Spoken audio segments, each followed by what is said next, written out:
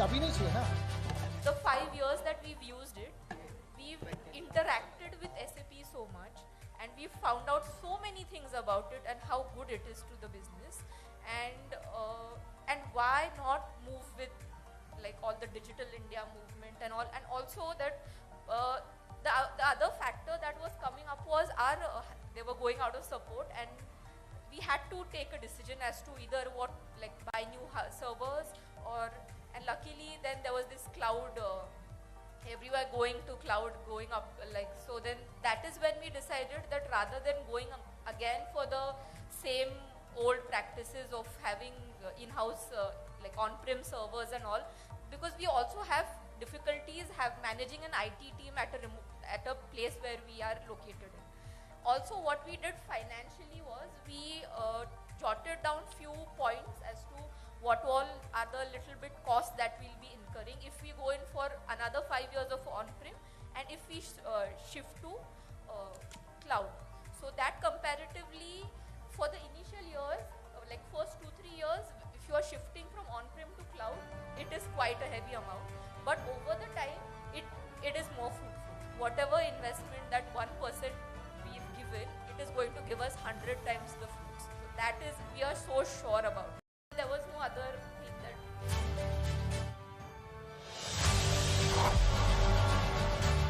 It was moving from or migration from Tally to SAP. Okay. It's a huge difference for them within the organization, even for their customers, even for their partners.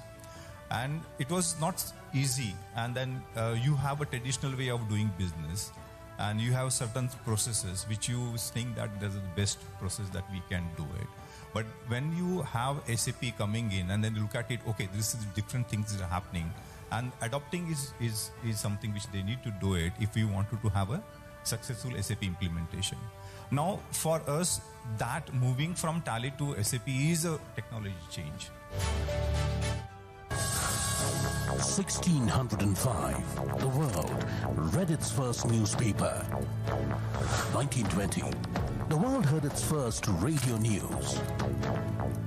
1980, the world watched its first 24-hour news channel. 1990s, the world started clicking on the first few news websites.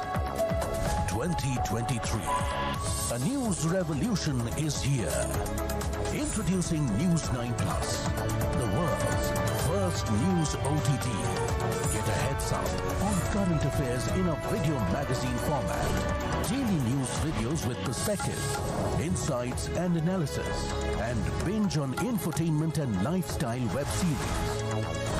Through storytelling that keeps you hooked, all in a first-in-the-world news OTT avatar. News 9 Plus gives you the edge across all connected devices. It's time to cut the cord and stream the future with choice at your fingertips. It's time to take charge of what you want and when you want it. Come on board to reach the most affluent English-speaking audiences through innovative storytelling and disruptive brand integration. Capture eyeballs across broadcast and digital through India's #1 news network, TV9. And get noticed across 250 screens at Delhi and Mumbai airports. News 9 Plus, the world's first news OTT. Download now.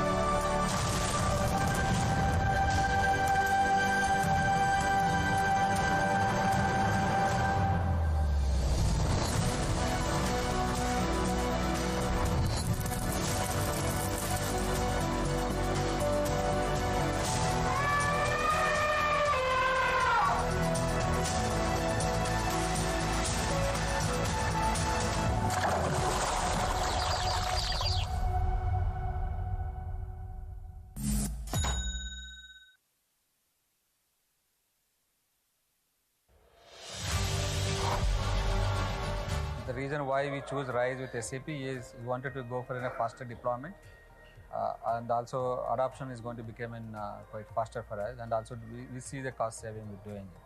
And with RISE, almost like I'm more than in a year, I can even proudly say that zero downtime. We never seen an outage with the RISE, and the entire the landscape is managed by SAP directly. So I don't really have a headache of managing my landscape, managing the SAP interface, and then the downtime and the data centers. And one of the other major benefit I look at is in the security and the updates which continuously happening. It's in an autopilot mode, which I really don't need to worry about. So I focus more on the business deliverables and enablement than looking at as a traditional IT setup. So we have to go within a trend. So if you are not on the emerging technologies and what is most of the industry has been doing it, if you don't follow, then you'll be lagging and you'll be completely vanished after some while. As a cloud, and today is an agile world, everybody wanted in the speed and the fast of the business to be turned out. So as a cloud is the one enabler which can give you the speed and the agility, and we also can. Everybody has a cost pressure. So with a cloud which can give you can actually bump up when you need it, but whenever you want to optimize, you can go back and optimize it. So if you wanted to be in the space and competitive world, you have to be cloud is an answer for that. That's something which everybody has to adopt it. I think this is one well thought initiative which is across in India, because now which is Bharat India movement has been taken. I think Digital India is the one which is initiated a couple of years back, and we see the traction was slowly building up, and this is actually going to add and accelerate overall the Digital India momentum to the Bharat momentum. But I think SAP has been contributing towards the Digital India for that.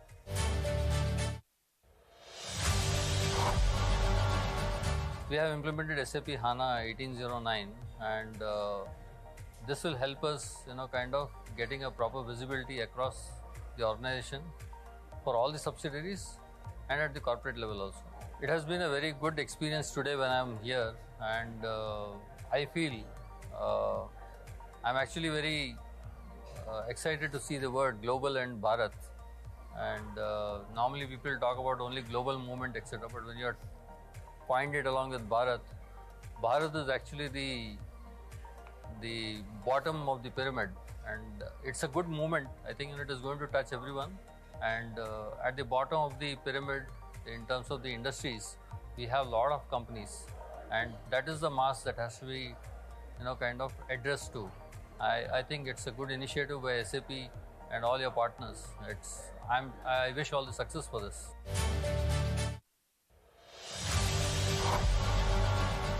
So technology is one of the most important elements in any startup, or for that matter, any company, right? Any organization. Digital transformation gives you access to a lot of data, access to either customer data. All right, ladies and gentlemen. Ladies and gentlemen, requesting all of you to please start taking your seats. We will be beginning in just a few minutes from now. So requesting all those, especially at the back of the hall, standing with your cups of tea and coffee, requesting all of you to please come forward and start taking your seats at the tables. We will be beginning in just a few minutes from now.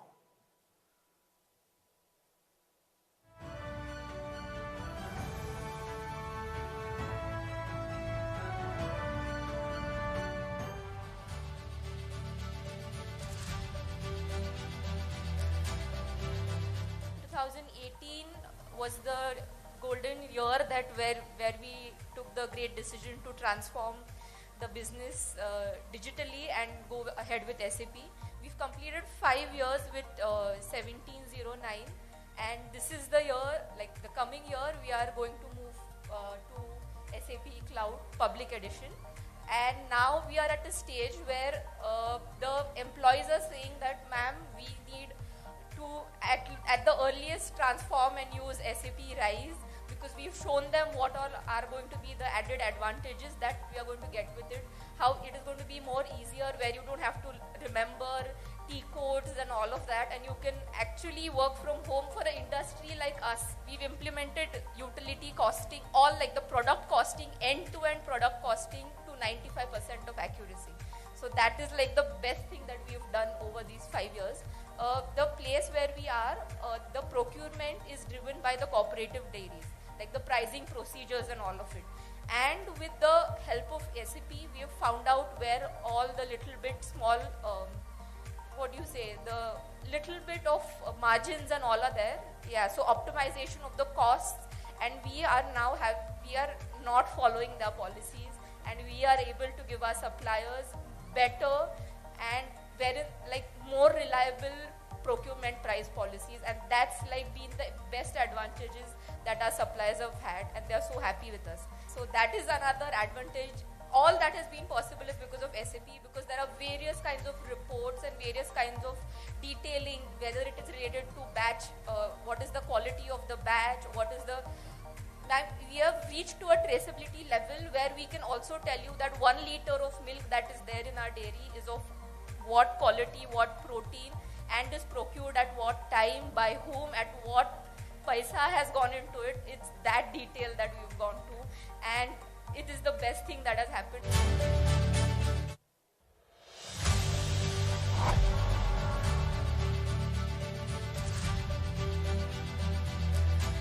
Technology never stops. If it is with respect to your business, adopt to the latest technologies. Otherwise, your business will be.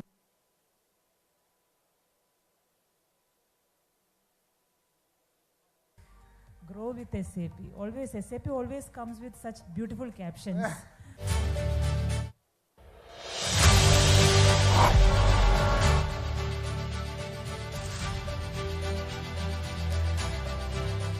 From any technology point of view, the ease at which you can extract something is what drives innovation. And similar with SAP, I'm sure, as the gentleman pointed out, 4 weeks of implementation compared to, say, months earlier is the time.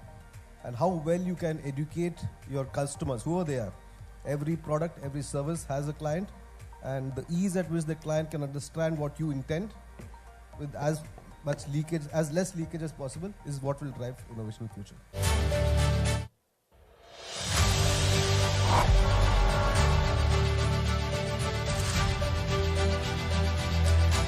My SAP experience started long ago itself, and everywhere what I have seen is that software it just changes your business.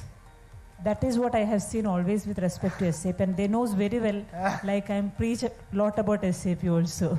Initially, when we go with any kind of systems, most of the companies, what they tell us is they don't have any data. Management, they don't know what is happening with respect to the business. People, if you ask something, people will bring different kinds of figures, in which company cannot depend on. And if the company has to grow further, somewhere they have to rely at a single point, and they should depend on some good data.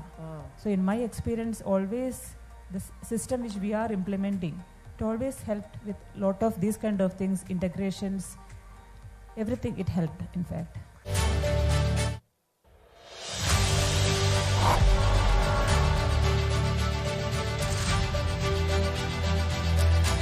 2 months implementation, all credits to the team which came along with that, their knowledge, in fact. Ladies and gentlemen, requesting all of you to settle down, buckle up. We are beginning in exactly 2 minutes from now. Requesting all of you inside the hall to please come forward and start taking your seats at the tables. We will be beginning in just a couple of minutes from now.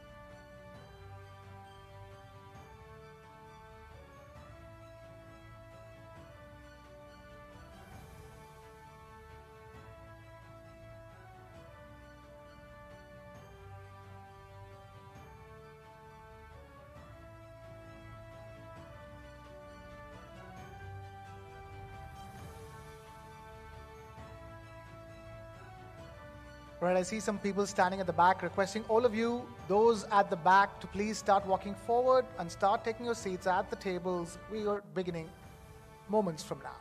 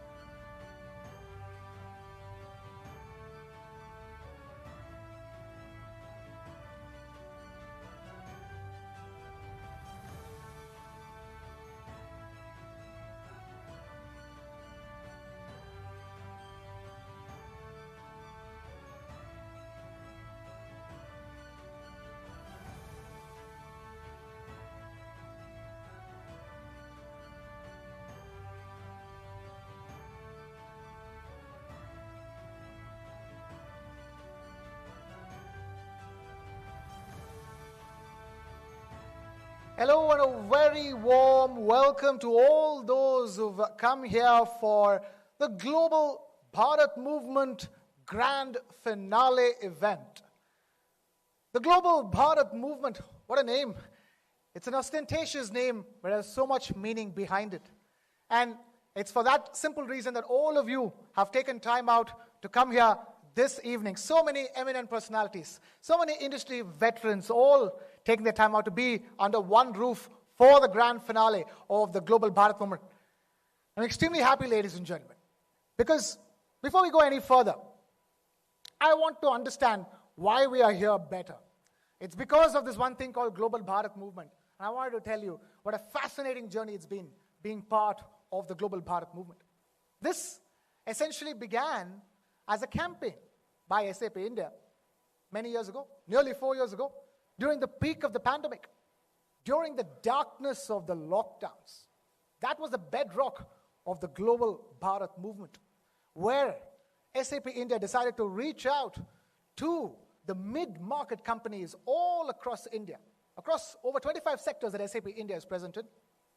And it was a fascinating journey helping them with mentorship and technical expertise for their own digital transformation journeys. And we all know all of our digital transformation journeys got hustled up because of all that I just mentioned, the pandemic, the lockdowns. We always knew digital was the future, but we had to quickly make that the present because of the pandemic.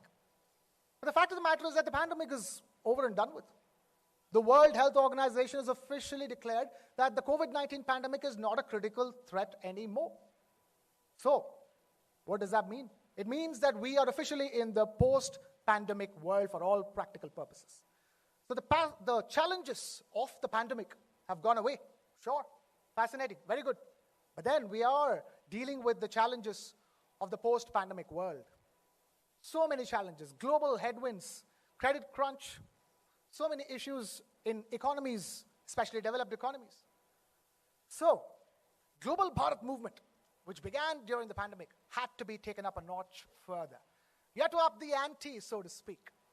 And hence was born the Global Bharat Movement Business Innovation Roadshows, presented by SAP India in association with India's #1 network, the TV9 network. And we're extremely happy to be associated with SAP India for this humongous journey. And I'll be telling you all about it through the course of the evening. Over the course of the evening, we have some lovely panel discussions, presentations lined up for you that will enlighten you like never before. But before we get to all of that, we have to understand how we've got to this grand finale event in India's national capital, New Delhi. So, talking about the journey so far, before we get to that, I'm going to invite a very, very special gentleman who has taken time out from his extremely busy schedule to be with us here today. And ladies and gentlemen, gathered over here, I'm requesting all of you to help me give him a warm welcome to Mr. Kulmeet Bava, MD and President, SAP India.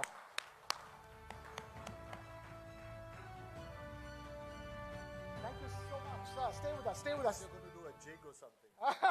We will. Seeing your energy, you reminded me shades of Arnab and some of those guys. Well, we'll get that discussion going once we get to the networking dinner.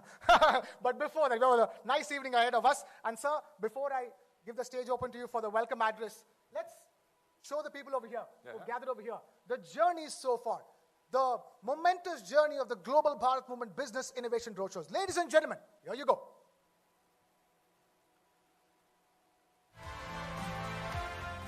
India is projecting a more self-assured version of itself to the world than ever before. Paving the way to this bulletproof economy are our homegrown businesses.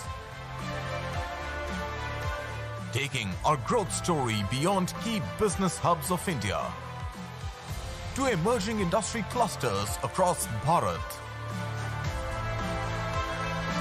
As key industry clusters fire the growth engine of a new India, SAP India, in association with TV9 Network, celebrates India's holistic techno-economic growth.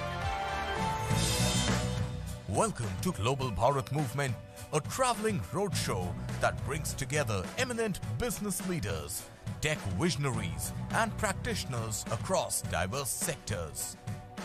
After a grand start to Global Bharat Movement 2.0 in Bengaluru on 24th March with a keynote by the Chief Architect of Aadhaar, Dr. Pramod Verma.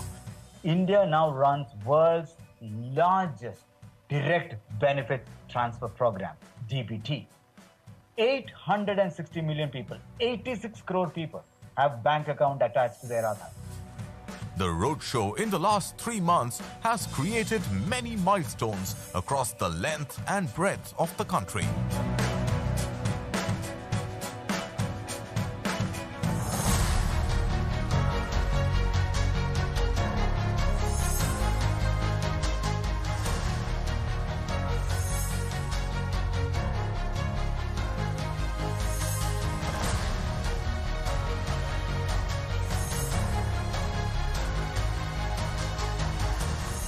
The roadshow received an overwhelming response from participants. The 5 years that we've used it, we've interacted with SAP so much and we've found out so many things about it and how good it is to the business. And why not move with like all the digital India movement? 2 months implementation, all credits to the team which came along with that. Their knowledge, in fact, it's what that helped.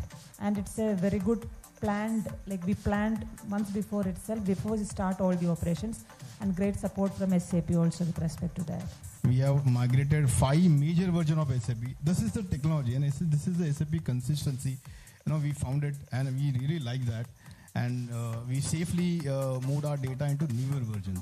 The roadshow is now in its last leg with the grand finale in the National Capital Region. Let's join the Global Bharat Movement as we pave a golden pathway for India's tech-enabled growth.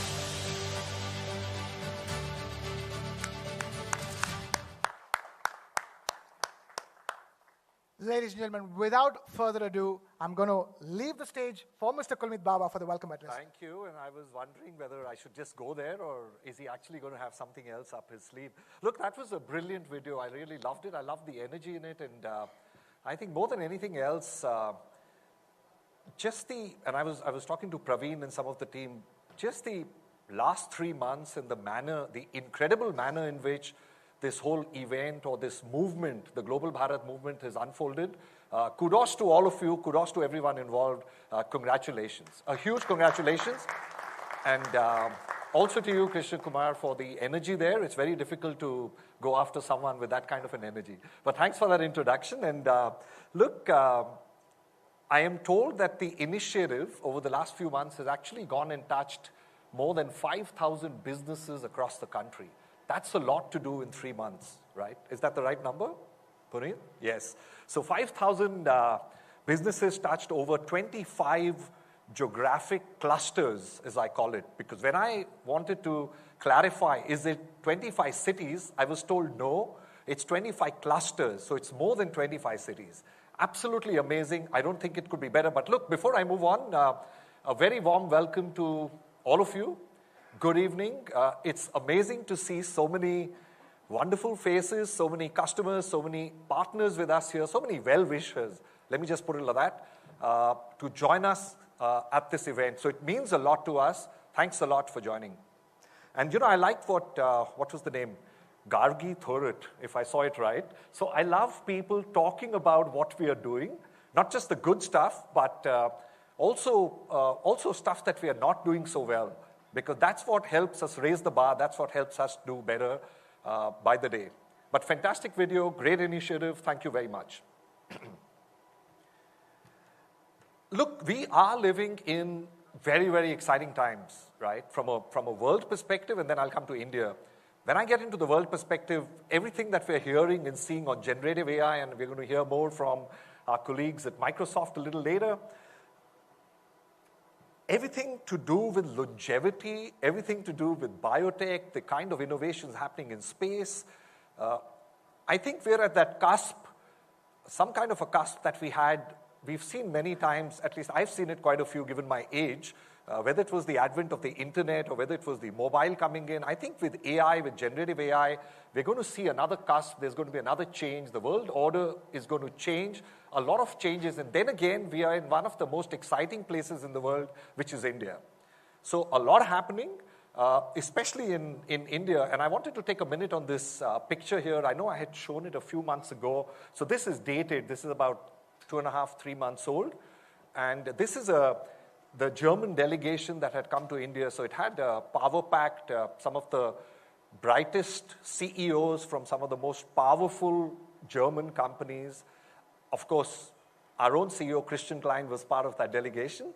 And then we had the German chancellor with them. So they came to India for about 2 days, or was it 2.5 days, met the prime minister, met a series of key ministers, dignitaries, bureaucrats, some of the business leaders. The reason I'm saying it is that I was very closely involved in this delegation, and the euphoria, the excitement with which they went back, I've never seen that. The excitement when it came to India and the opportunity with which they viewed India was amazing. In fact, Christian said it a few times, more than a few times. He also iterated it in the media, saying that India is clearly the place to be in. I just love that. And so not just this, but this and everything else that we are witnessing around us today, the excitement that we are seeing clearly underscores the fact that the world today is looking at us, is looking at India as one of the most important global growth engines world over. So gone are the times when they could ignore India, especially the manner in which we are, very, very quickly moving towards the stake in the ground that we put of becoming the third largest economy in the world by 2030. And I think we are well on our track. We will achieve it. So we cannot be ignored today, undoubtedly. And then again, the G20 presidency, and I talk about it a lot, I think it's a great, fabulous opportunity for us to actually, I should not use the word script the world order or script the world, but I think it's a fabulous opportunity for us to shape the global narrative. By the way, trivia. So I loved waking up this morning. I saw all those beautiful photographs of our Prime Minister with the US President, with President Biden. The regalia, the style in which he was welcomed, and of course the other delegates, the ministers that accompanied him. And I think I've done more retweets today than I've done in a very, very long time. Because I just love the respect that India is getting, the energy, the point that we are actually arriving there to our rightful place in the world order is the way I put it. So a lot of excitement moving ahead. Sorry, so which is this click? My apologies there. And look, again, India's accomplishments in the last 25 years have been absolutely phenomenal. The reason I say 25 and not 30 and 35 is that we as SAP have been around for a little over 25. I think it's about 26 and a half years now. So we've had phenomenal achievements as a country, phenomenal accomplishments. What I love about it is the fact that, this transformation and achievements have not been limited to a particular segment, industry segment, strata of society. It's been across the very fabric or the socio-economic spectrum of the country.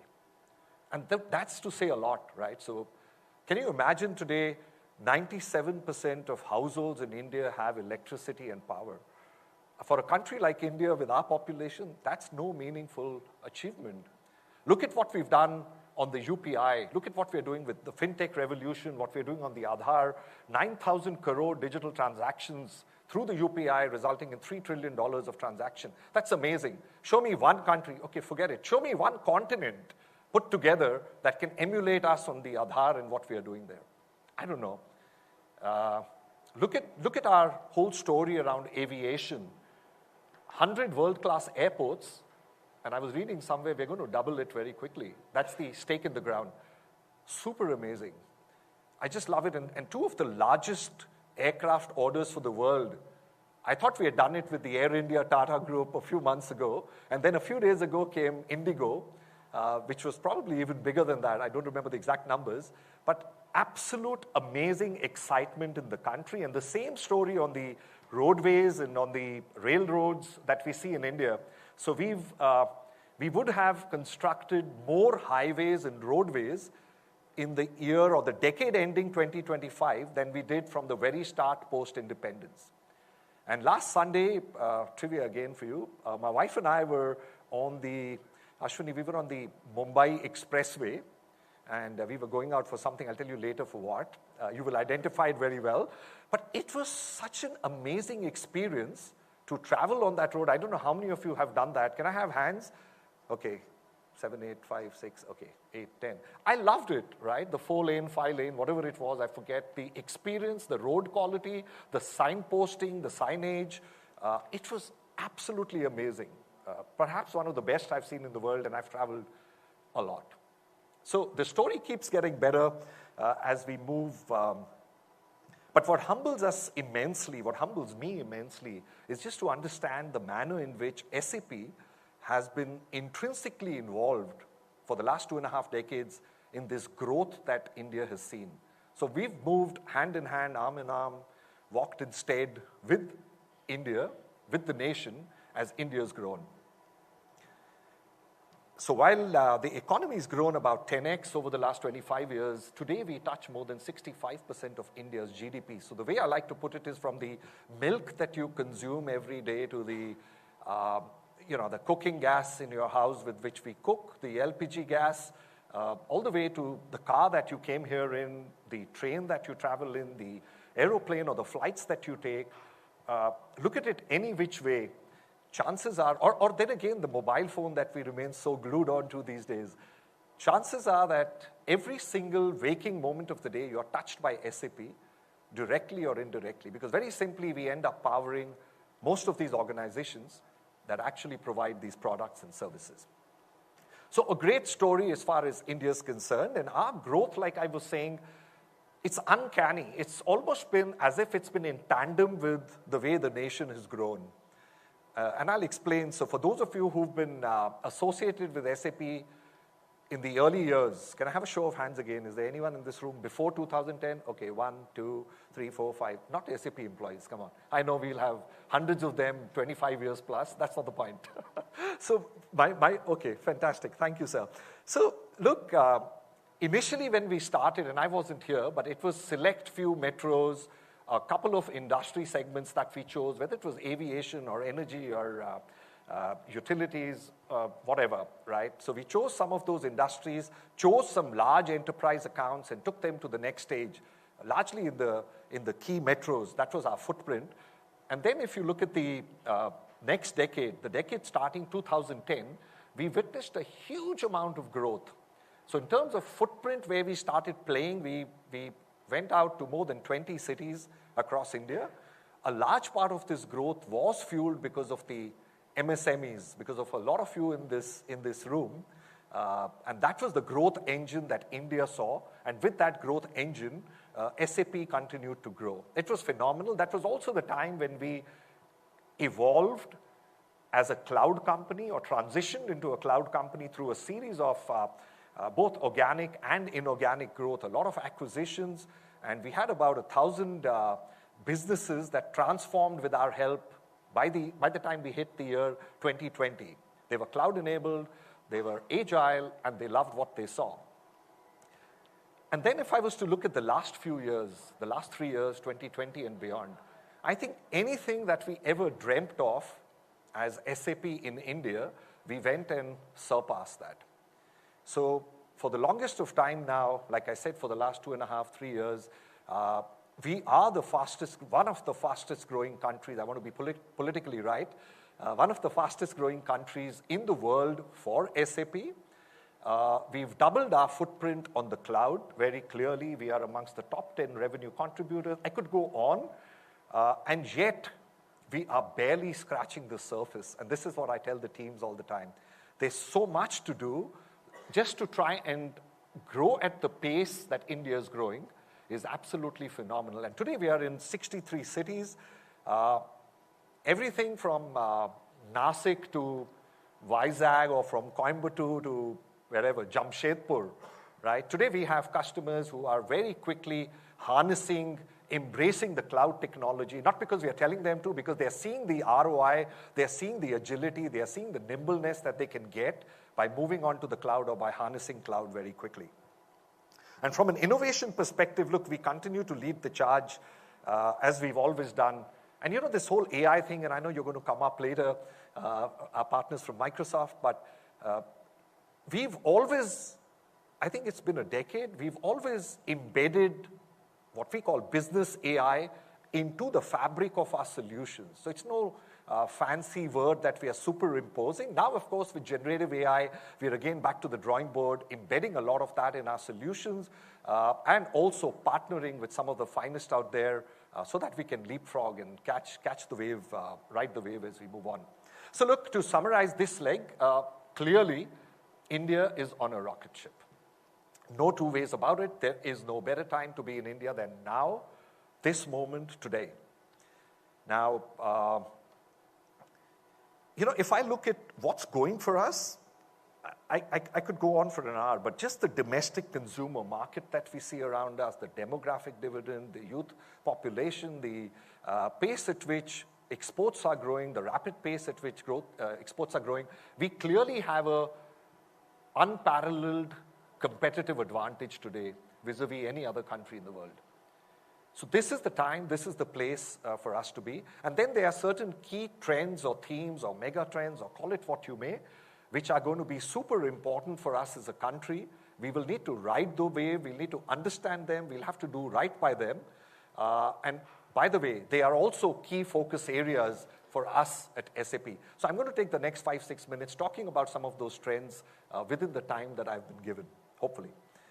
So the first, of course, is all of you, is the mid-market segment, the MSME segment that we have today. I think very clearly, this is the flag bearer of India's entrepreneurial DNA. With 1/3 of GDP coming out of this segment, with 40% exports, with 40% jobs, plus minus whatever, I think it's a segment, it's a sector that cannot be ignored by us. It's the most critical growth engine as far as India is concerned. And you know, we've been studying a lot of this, and then again, we'll come up with the survey and some of the survey findings that Rajiv would do a little later in the day today. But very clearly, in order for us to, as India, to continue with the sustained growth in the MSMEs, we need a lot of our small businesses to move up the ladder to become mid-sized. And we need to do, I think, 10,000, 12,000, whatever the number, but this needs to be done rapidly. And that's not an easy task. To grow at pace, to scale at pace so quickly, will need digital intervention. Now, we are doing what we can, undoubtedly, to whoever reaches out to us, or, by the way, I've had 3 reach outs for you, Rajiv, today. which I will forward to you. So we do that when people reach out. But having said that, this whole engine needs to move faster. And for those of us who've been together for some time, you understand that 80% of our footprint in the country, customer footprint, customer base, 10,000 customers, is from the mid-market segment. So we understand it's not just cloud, agile, ERPs, but it's the whole stack, whether it's the people experience, whether it's my friend from Ariba solutions around procurement, or whether it's the business network that we see, which can get millions of suppliers and buyers all together. We can provide you access to global markets very, very quickly through the business networks. And then again, a little earlier in the year, I think it was about 3 months ago, we came out with a very unique offering called Grow with SAP. So much for our fancy names. So Grow with SAP was a unique offering specifically for the mid-market segment, which was, the intent there was, how do we get the best ERP out there with ease of use for anyone that wants to, irrespective of how small you are. So that's the mission we are on, Jeetu, and hopefully India is doing well on that. And just to explain, so Grow with SAP is a holistic, complete solution, as we call it, a complete offering with public cloud edition. It's got services bundled in for very quick acceleration and for you to get up and running quickly. It's got access to communities. And for those of you who've already tried it, and I know a lot of you are up and running, but that's the way we are looking at this segment. So this is the first most important segment. The second, of course, is the manufacturing sector. Now, this contributes to 17% of the GDP in India today. It's 27 million jobs directly and an infinite number of jobs indirectly. So super important, again, as far as we are concerned. We have certain inherent strengths as a country, whether it's our massive talent pool, whether it's the supply chain capabilities, whether it's the R&D prowess, whether it's the acceptability around pharma, manufacturing, automotive that we see globally. So all of that is going well for us. And then again, I think one of the things we need to really capitalize on very quickly is the fact that everyone everywhere is looking for alternatives to China. Right? Now, if we don't go and capitalize on that today, when are we going to capitalize on it? And this is a super important, and of course that came in with the whole challenges of the concentrated supply chain. And to call out here, and one of the findings in your survey, Rajiv, that you've done with the Global Bharat survey was, I think the government's incentivization for indigenous manufacturing, whether it's the PLIs and the Make in India, are definitely working well. And that's what we found out in the survey. So all of this makes this an attractive segment. And given our intent or stake in the ground to become the manufacturing powerhouse for the world, I think this is an area that we can't ignore. From an SAP perspective, this is a sweet spot for us, always has been. Best of breed solutions, end-to-end spectrum, everything from your design to production to asset management to demand planning. The entire spectrum is what we offer. And I think this is a job we know how to do well, everything from the shop floor to the top floor. That was second. Number three, very close to my heart, is the whole startup ecosystem in India. Now, this is the innovation engine that we have.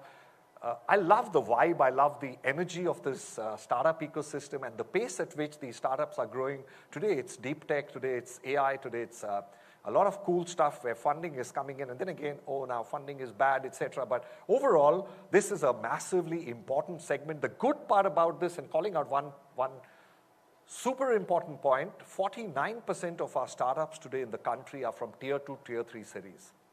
So why am I excited about it? It just means that the headroom we have to grow in the coming decades is massive. So if almost 50% of our startups, that just shows that the level of entrepreneurial ability in the length and breadth of the country is humongous. Now, from our perspective, we have a strong presence in this segment. We work with a lot of startups, hundreds of startups, 50 of the unicorns, helping them scale very quickly. We work with some of the largest ed tech companies, touching 30 million students today. 250,000 people use our people experience software and then try to bring the best that they can. And a lot of these are millennials. Coming to my fourth point, I was seeing the time, which said time's up. The fourth super critical piece is the whole talent pool. And when I talk of millennials, this is something I love talking about. just the fact that we are the youngest nation in the world, the oldest civilization, but the youngest nation, right? It's so meaningful. I was reading today, one of the tweets was the largest democracy and the oldest democracy, something like that by Joe Biden's office. And I was thinking about us as the oldest civilization, youngest nation, 65% of India, below the age of 35, 32, I forget. So amazing. And look at it this way. This is a competitive advantage we have that cannot be emulated. Try as you might, come together as continents, you're not going to produce so many people and emulate us, at least for another 4 decades. So this is a cutting-edge advantage that we have, which is sustainable, at least for the next 4 decades. Also, we are very clearly, as you know, we have the largest tech talent pool in India. We've got the second largest STEM market. From our perspective, from an SAP perspective, we continue to up the bar by empowering huge communities across the length and the breadth. We've got a lot of programs. I'll keep out the fancy names, but Code Unnati, I believe, has already touched, scaled more than 6.5 million students, youth, children, the girl child, women, and we do a lot of this. We also have something, we partner with Microsoft, we partner with a lot of our customers. It's very, very critical. That's the fourth piece. And fifth, of course, so while we are on this amazingly rapid growth trajectory that we are seeing, I think growth is good from a country perspective, but we need to be very cautious. We need to be very conscious of the impact we are having on our environment, right? And we are the third largest GHG, greenhouse gas contributor worldwide. 7% of total emissions come from India.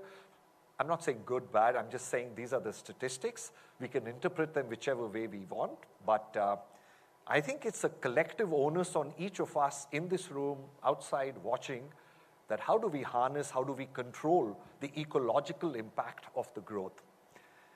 And from our perspective, again, and I'll end with that, I think we've always been in the process of, or in the business of providing or optimizing business efficiencies. And today we are embedding sustainability into the core business processes and into our offerings for customers. I was at Sapphire a few weeks ago and we launched the green, what was it called? The Green Ledger. The Green Ledger initiative, which is super, super critical, because what we are trying to do, we are saying, like we have the top line and the bottom line, we now need to have a green line view of what your top line, bottom line. So in essence, we will integrate the financial and the environmental data for decision making. Super cool, super important. And then we have a huge sustainability stack that helps you measure, reduce, manage, report your carbon emissions at every piece, every stage of the value chain. Look, time's up, time's up, time's up. So it's flashed 3 times to me now. Thank you for that. I'd like to end here by just saying that, look, we're in the right place. We're in the right country. From an SAP perspective, we love the fact, we love the idea that we get to play digital catalysts for the nation. So we will continue to do that. But why we've been successful over the last 2.5 decades is because of your support. So whether you're MSMEs, whether you're the startup ecosystem, whether you're enterprises, whether you're the government entities, I think the collaboration that we've seen or we've had with you, the partnership we've had, is what has helped us make India successful, the future-ready India that we spoke about. So, and you know, the global Bharat movement, Rajiv, Praveen, fantastic job again. It's more like an ode to the MSMEs and the startups that, you know, that's the way I look at it.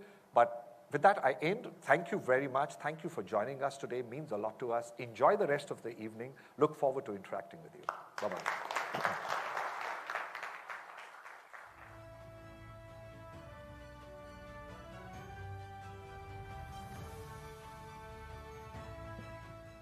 All right, thank you so much, Mr. Bawa, for that. That was some real context setting, wasn't it, ladies and gentlemen?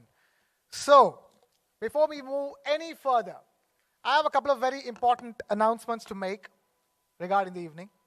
One is the fact that this is being telecast live on News 9 Live. because of the association with India's #1 news network, TV9 Network. So the proceedings for the evening, ladies and gentlemen, are going live. And second important news I want to give you. Those badges across your necks. Did you know that none of them were made just for today? Did you know that these badges were the badges which were first made since we began the Global Bharat Movement Business Innovation Roadshows? And that's because, ladies and gentlemen, we've made sure that we've reused and recycled all the badges that have been worn and not wasted a single piece of that plastic and thrown it into the ocean or into our beautiful environment. Because we believe in reuse, recycle, and reduce. And it's part of our mission as we are committed to, building India with technology. We're also, committed to building India the green way. So it's a humble request from our sides. You can take these badges. These are momentous badges, the grand finale badges of the Global Bharat Movement Business Innovation Roadshows. You can take them home as souvenirs, if that's what you view them as.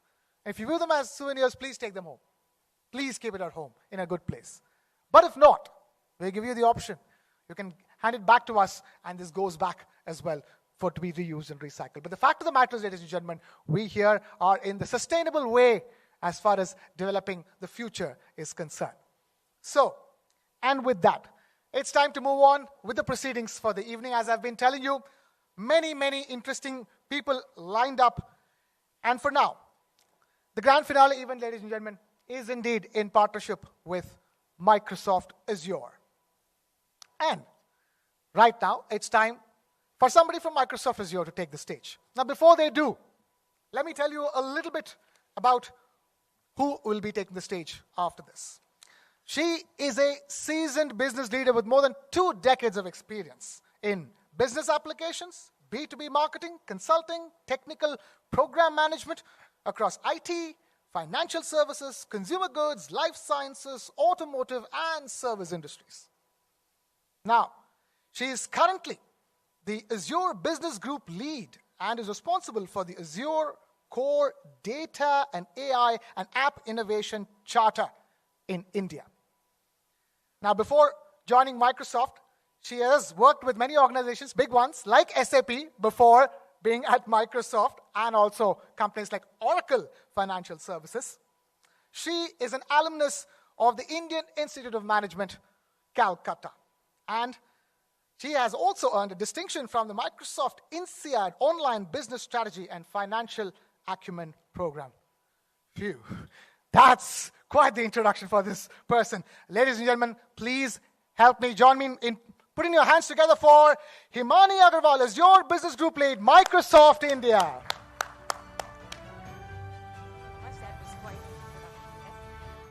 Thank you so much, SAP team and TV9 Network, for having us as a part of this whole journey. It's been quite a journey across the 25 clusters since March that we began that journey, and really loved every aspect of the journey. Learned a lot with all of you, and continue to be on this journey going forward as well.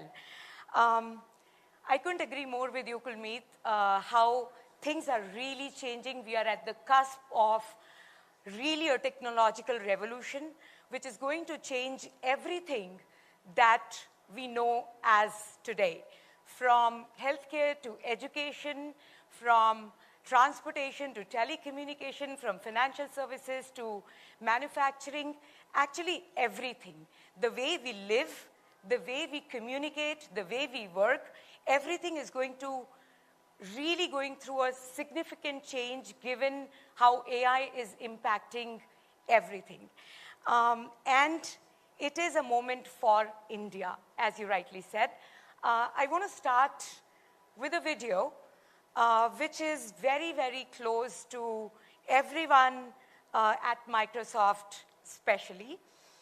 This is a video, this is an application that's been developed to really bring everyone together.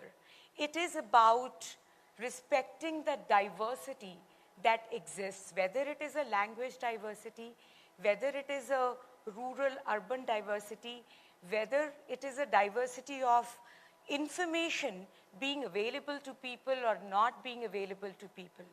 How technology is today impacting and bringing everyone together, empowering everyone together at a billion scale.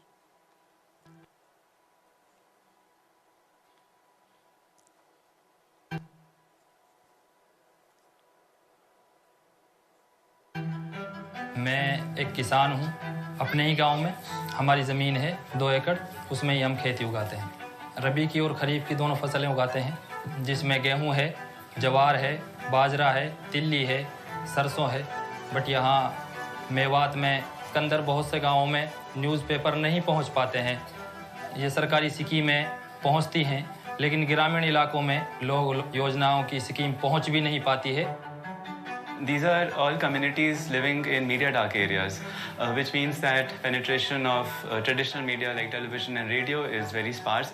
There's also literacy challenges, so things like newspapers have a very low access in these areas. In India, we have 22 constitutionally recognized languages, but apart from that, we have more than 100, almost 120 languages. Being able to provide justice to each and every citizen in their own language, it's a challenge, but it's also an opportunity. Jugalbandi is a chatbot that we built to solve 2 problems. One is this linguistic divide and the technological divide. We collected millions of parallel sentences for machine translation. We collected thousands of hours of data for speech recognition. And then we built state-of-the-art models on top of it using Bhashini speech recognition models and Azure's OpenAI. So these capabilities allows us to understand language, transcribe it, translate it, and also synthesize it back in the form of speech. चाचा you जुगलबंदी है यहाँ पे हम लिख के भी और बोल के भी कुछ भी जो हमें स्कीम चाहिए सरकारी योजना है वो उनके बारे में जानकारी ले सका मैं किसान हूँ मुझे सरकारी योजना कैसे प्राप्त हुई मेरा नाम जुगलबंदी है मैं एक असिस्टेंट हूँ जो आपकी सरकारी योजना के बारे में जानने में और उसके लिए एनरोल करने में आपकी मदद करूँगी तो वहाँ से हमें लिखित में भी और ऑडियो में भी दोनों तरीके से जवाब आया और किस किस डॉक्यूमेंट्स की ज़रूरत पड़ती है और किस किस फॉर्म की ज़रूरत पड़ती है The Ministry of Electronics and IT in the country has been working on this for the last 5 years now. And when ChatGPT was launched, that was really the catalyst for us being able to bring these pieces together. We've been able to categorize the diversity of India as an innovation opportunity. And if you're able to do that successfully, you're able to do it for the world. This video I have played at least 100 times in last 1 month, talking to different people. And every time I look at this video, I still get goosebumps. Because this talks about what technology can do for the diversity of this country, for the diversity of the world, and how it can empower everybody to be part of this growth journey that all of us are on. With that, let me move to the next, the partnership that we have, right? So can anybody guess what is this number? 30 years? Yes. So this is the strength of the partnership that SAP and Microsoft has. This is the number of years that we go back together when we started working together. There are multiple tenets of this partnership which I will speak about, but the common theme when the 2 CEOs came together and spoke about the partnership is how we can help our mutual customers to provide them an integrated, scalable, secure foundation of IT and business solutions that can actually help all of you to reduce your costs, to improve time to market, and be on that growth journey that you are on. Let me put few more numbers in front of you. Any guesses now? 17, 27, 56. "30 years was easy." Okay, so this is where I want to thank all of you, because you have made Azure as the worldwide #1 hyperscaler when it comes to SAP applications. You've trusted Azure. You've made us worldwide #1. Thank you, thank you, thank you for making us part of your journey and working with us together. Some of the largest deployments worldwide of enterprise scale on S/4HANA are on Azure. They are as big as even 100 TB scale. 65% of the SAP RISE applications globally are on Azure. So once again, thank you. And why? Because it all starts with the partnership of trust and reliability. And that is this partnership all about.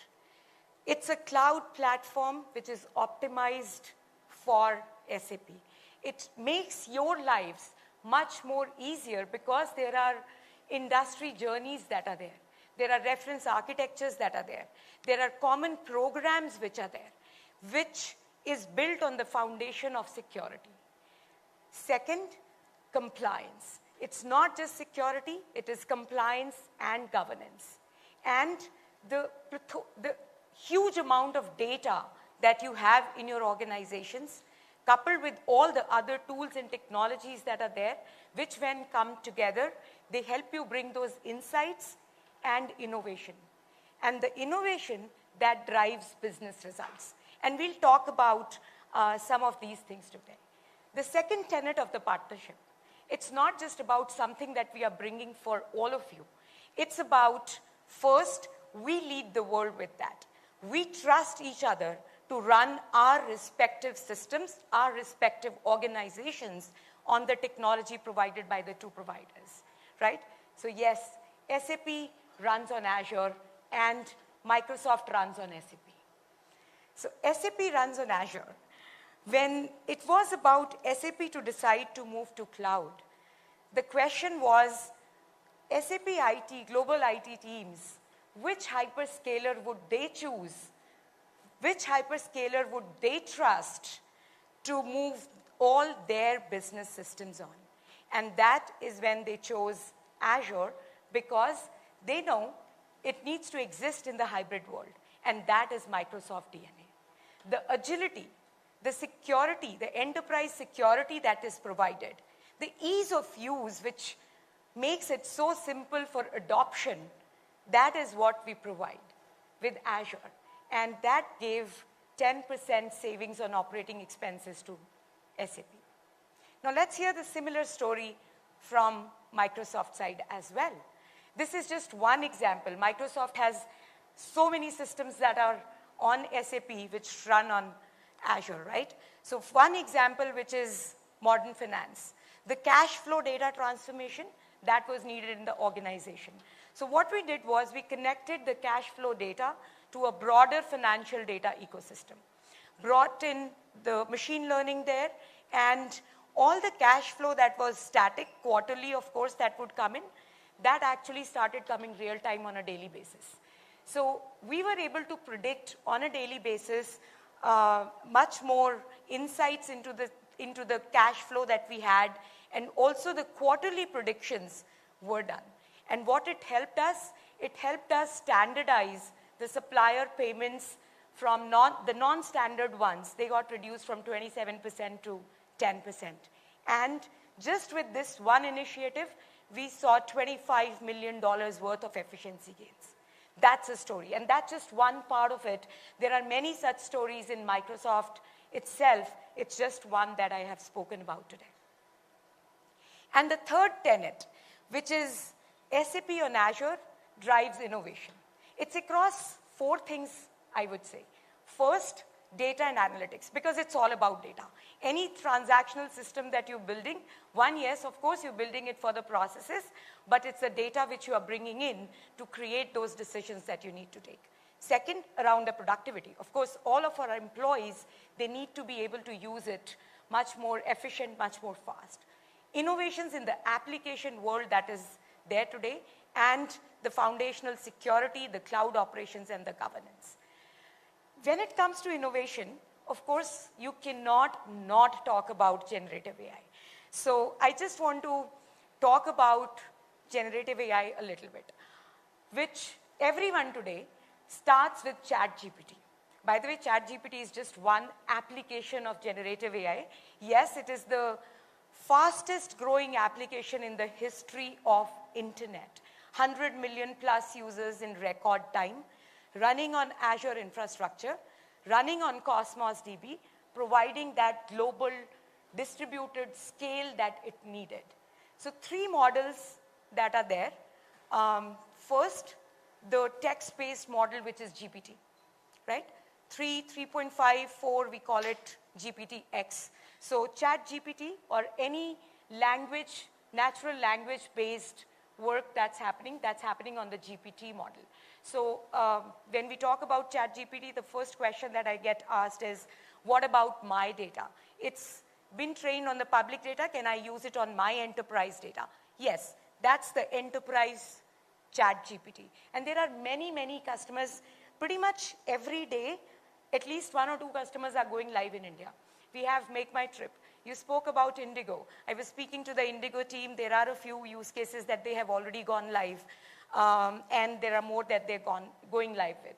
Air India, you spoke about. Air India Maharaja bot. All of us have very fond association with that. That now runs on generative AI. And it's not just some public information. So they have created a full Delta Lake, which is their black box data, their Amadeus data for the flight booking systems, the customer information, everything coming into one, and Maharaja chatbot be able to answer that, right? Myntra. I'm sure a lot of you would have shopped with the end of season sale. My Fashion GPT runs on generative AI, right? The second model, which is the image-based model, which is Dolly, which is to create marketing content, creative content, etc. And the last one, which is Codex model, which is helping the developers, all kind of developers, make their life much more productive, up to 55% productivity gains with GitHub Copilot, because it helps you create or it helps you complete the code that you are doing much faster, right? And with that, when you add SAP to that partnership, it just changes the world of business applications. That's the partnership. There are a lot of announcements that have already come in. There's a lot of work that customers are already doing with OpenAI plus Microsoft plus SAP in the world of business applications as well.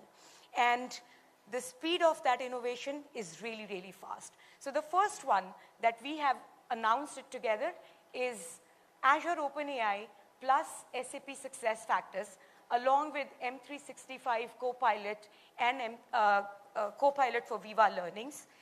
That's what to help all of you address the biggest issue, which is the talent gap that exists in our organizations today. So across recruiting, across learning, this is what is going to help you. And there are a lot more use case scenarios that are being worked by us.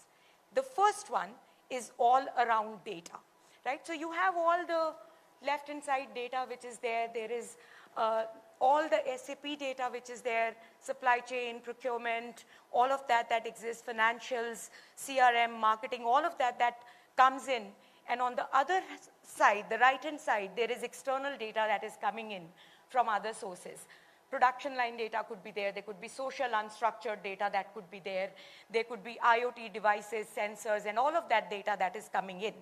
Put it in all, and that's where you need the insights, right? Now just look at the scenario. As the IT leader of the organization, today you actually look at, let's say there's SAP data, you have Databricks, you have Synapse, you have Snowflake, you have some SQL Server applications running, you have some Oracle applications running in offline world, on-prem world. All of this data, you actually keep on integrating those applications, keep on bringing those data into some warehouse, some lake house, etc., etc. But what we've just announced is Fabric. Fabric is an end-to-end analytical application which will actually make your lives very, very simple because you don't have to integrate anything. It is like one drive for documents. It is a one lake for data. You don't have to bring in data from any of these systems into one lake. You just have to connect it or point it to that, and there you have all the data. Even if your data is in any other cloud system as well, you don't have to extract it. So you do not have to get or pay any ingress, egress charges, etc. You don't have to maintain so many different compute resources that exist, and hence bringing your TCO significantly down across one common format, which is Parquet format. You don't have to deal with the proprietary formats that are there. So that's going to help you. And I know my time's up, so I'll be very quick from here. Productivity, Teams integration. Why people love SAP and Azure together? Because of the rest of the technology ecosystem that we bring together. Teams is by default integrated. So there is SAP on Teams. So for me, for an example, all the POs that I approve, all the invoices that I approve, all the expenses that I approve, anything, I never log into any application. It comes into my Teams, right there, all the information, any invoice that I need to look at, everything is right there. I can approve it then and there. I don't have to move out of the work that I am doing right there. So that's one of the big thing for your employee productivity, for your supplier and customer collaboration that we can do. Power Platform, low code, no code. Any extensions that you need to build around the SAP applications that are there, which your developers are taking time to build. Actually, Power Platform makes it much easier so that the business users themselves can make it. And that's again, out of the box, by default, available. And the last thing, which is Sentinel solution for SAP, end-to-end security solution for detection, for analysis, for investigation, and response to the threats in your environment. So that's the foundation we believe in. So just to summarize, simplification, acceleration, and innovation. And I'll just take one example of a customer who has just taken the journey together with SAP and Azure, which is Dabur. They've recently decided, and they have started that journey to move their application on Azure, bringing the power of Teams, securing it with the security foundation that we have, and meeting their green energy goals, because the data center that they have opted for, the hyperscaler that they have opted for, is committed to the green energy as well. Thank you so much for listening to me for this last 15-20 minutes, and really thank you for all the collaboration and participation. Thank you. Himani, please stay on stage. We have a memento to be presented to you. And to do that, may I please invite a very special gentleman on stage.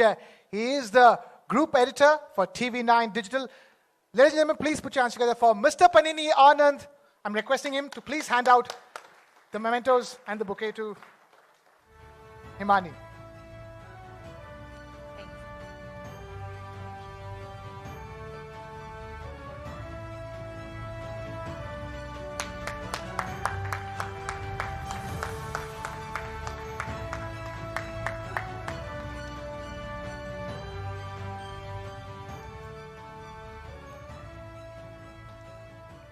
All right, then. Thank you, Himani, for that lovely session, and thank you, Mr. Anand, for taking the stage as well. So we move on with the proceedings for the evening, and as you can see, the stage is being rearranged, and the stage is being rearranged because we have a fascinating panel discussion lined up for you. Future-proofing long-term sustainable growth with innovation and technology, the CXO's perspective. Ladies and gentlemen, that's the next panel discussion. And as the stage is being set up, please help me invite all the wonderful panelists on stage. I'm going to be inviting them one by one with a short introduction. So, beginning with a man who's the CEO and co-founder of Atero Recycling Private Limited, India's largest electronic asset management company with expertise in developing eco-friendly reuse and recycling solutions for electronics. He is an alumnus of the Indian Institute of Technology, Delhi, with a strong foundation in engineering, who went on to the prestigious NYU, Stern and London Business School to study business and marketing. Ladies and gentlemen, please put your hands together for Mr. Nitin Gupta, CEO and co-founder at Thero Recycling. And on to the next panelist. He is a senior finance professional with nearly 25 years of experience in India and abroad. He's worked with diverse sectors from manufacturing, telecom, retail, e-commerce and FMCG. Hands-on finance professional with expertise in strategy, procurement, supply chain and etc. etc. A rank holder cost accountant from 1997 and a chartered accountant from India with an executive MBA from IIM in Kolkata. Ladies and gentlemen, please put your hands together for Mr. Siddharth Khaitan, CFO, ESME Consumer.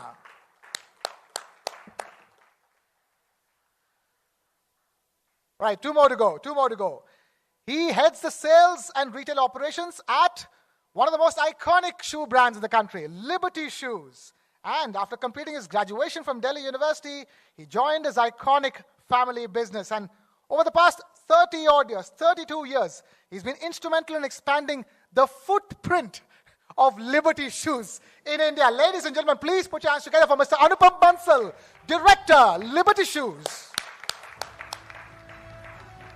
And finally, the Chief Executive Officer of IHFC, the Technology Innovation Hub of IIT Delhi, has been entrusted with defining the creation of an ecosystem for development of collaborative robotics in India. And ladies and gentlemen, please put your hands together for Mr. Ashutosh Dutt Sharma, CEO, IHFC, IIT Delhi. Right. So, we've invited the panelists on stage, but who will be the one who will be moderating this panel discussion? And ladies and gentlemen, please put your hands together for Mr. Rajiv Singh, SAP India, who will be moderating this panel discussion. Rajiv will be back with us on stage as well for other things. Rajiv, I'm going to really leave the floor to you, all yours. Thank you. Am I audible? Thank you, Krishna. Well, it's amazing to see this gathering, and I must start by saying that innovation is no more a choice, it's compulsion. And we have seen in last 20 years, more than 50% of Fortune 500 companies have lost their space, right? So, and I'm so delighted really to be sitting with 4 of you gentlemen who have actually defined and stayed at the top of your game thanks to innovation. My first question is to Nitin. Nitin, 25 years back, you were interviewing me in one hostel. Now it's my turn. He happens to be my alumni, same college. Nitin, Attero has a very unique positioning today, right? I mean, and a very noble cause. You started with e-waste recycling, and you upped the game with battery recycling. I just wanted to understand from you, what are the innovations that your organization took and how technology, and you've taken SAP recently also, how technology has helped you really stay on top of this game? Speaking of technology, yeah, hello. Am I audible? Yeah. So first of all, Rajiv, thank you. It's a pleasure meeting fellow IIT alumnus as well.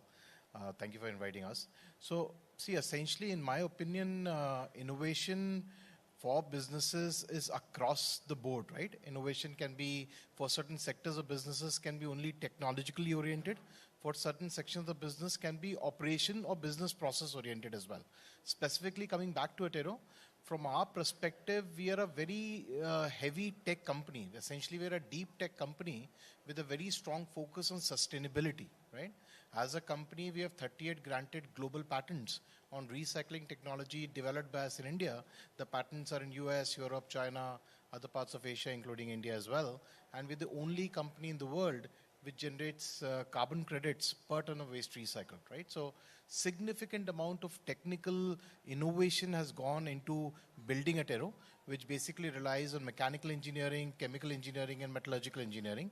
And we continue to strive forward in terms of improving our own processes, developing new technologies, making sure that we can do our bit to contribute towards circular economy, towards the green economy, and do that in the best form and fashion possible.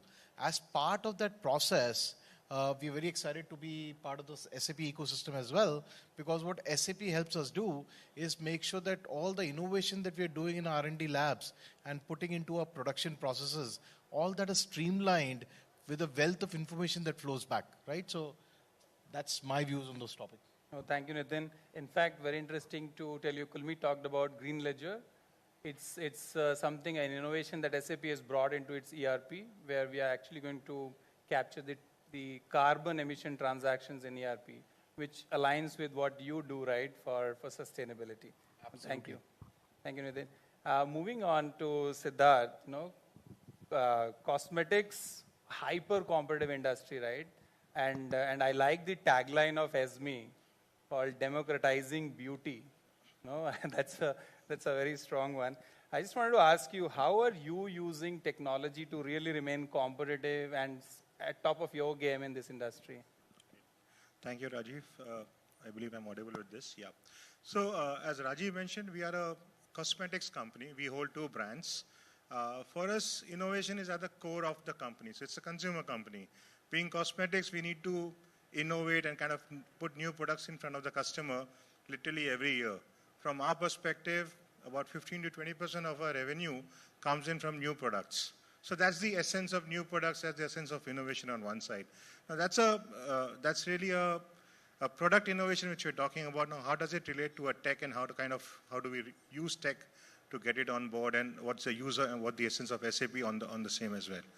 So for us, we need to ensure that we fail fast, because everything that we kind of put up into the market does not really work very well.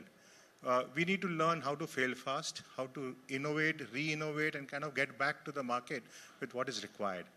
SAP as a platform helps us to understand what is working, what is not working. Just to give you a sense of dimensioning from a cosmetic setup, we hold about 2,200 SKUs, which is manufactured within our own premises, which is in our own manufacturing plants. We have about 5 manufacturing plants with us. So there is a complexity in the way the business is. Our proprietary is ultimately the formulation that we do. The systems, the SAP systems help us to ensure formulations are secure. It's kind of, the access is given to people who are required to. Governance is very important in terms of what is happening, what is not happening. How the entire environment is kind of getting stitched out to ensure there are no leakages in the system. Be it even things like, from a production side, how do we ensure we are one of the most effective manufacturing entity in the system? And also to mention that, for both the brands that I talk about, these brands are not really meant for the high-end customer. These are meant for the Bharat of India, as we say. Internally we say it's for the Bharat, which is to the hinterlands, to the middle classes, so-called. But yet, as a concerted citizen, concerted company, we ensure quality is up. So the entire quality systems are built up into SAP. That can get monitored, that can get audited. It is kind of, it is subject to periodic reviews. So that's how we've been using tech, and that's how we've been using innovation. So in our state, on one side, while the product innovation is paramount to the whole discussion, the other peripherals become more important from the system perspective, which is the controls, the governance, the entire feedbacks to say what is working, what is not working. So that's how we kind of keep and become agile into the system, and that's how we are able to become far more productive. And that's the use of the system for us. Thank you, Siddharth. That was really good insights into democratizing beauty. And moving on to Mr. Bansal, Liberty shoes. I think it doesn't require any introduction. I've grown up on Liberty shoes from my childhood days. I think my kids still wear Liberty shoes, I think, from school. So you've been a household brand for decades, and I must tell the audience that you've been our customer for more than 2 decades. Thank you for that.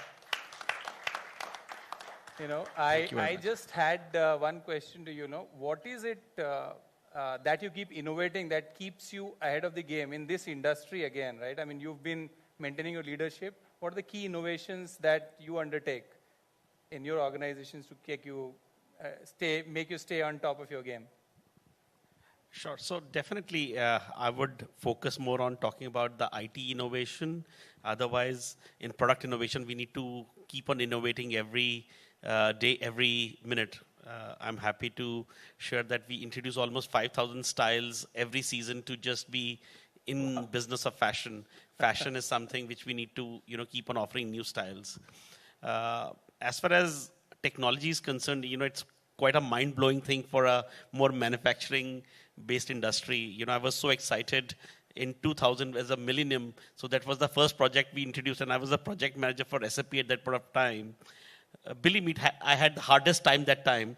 And I think one of my friend who is here in the audience, Meenal, who represents a company, Diverse Infotech, I was really upset about implementing SAP at that point of time. And believe me, he brought in a big change with us because I was dealing with the all top guns. And that time, SAP was really meant for top companies, and Liberty was not the top company at that point of time. And the kind of investment we did not prove to be really fruitful.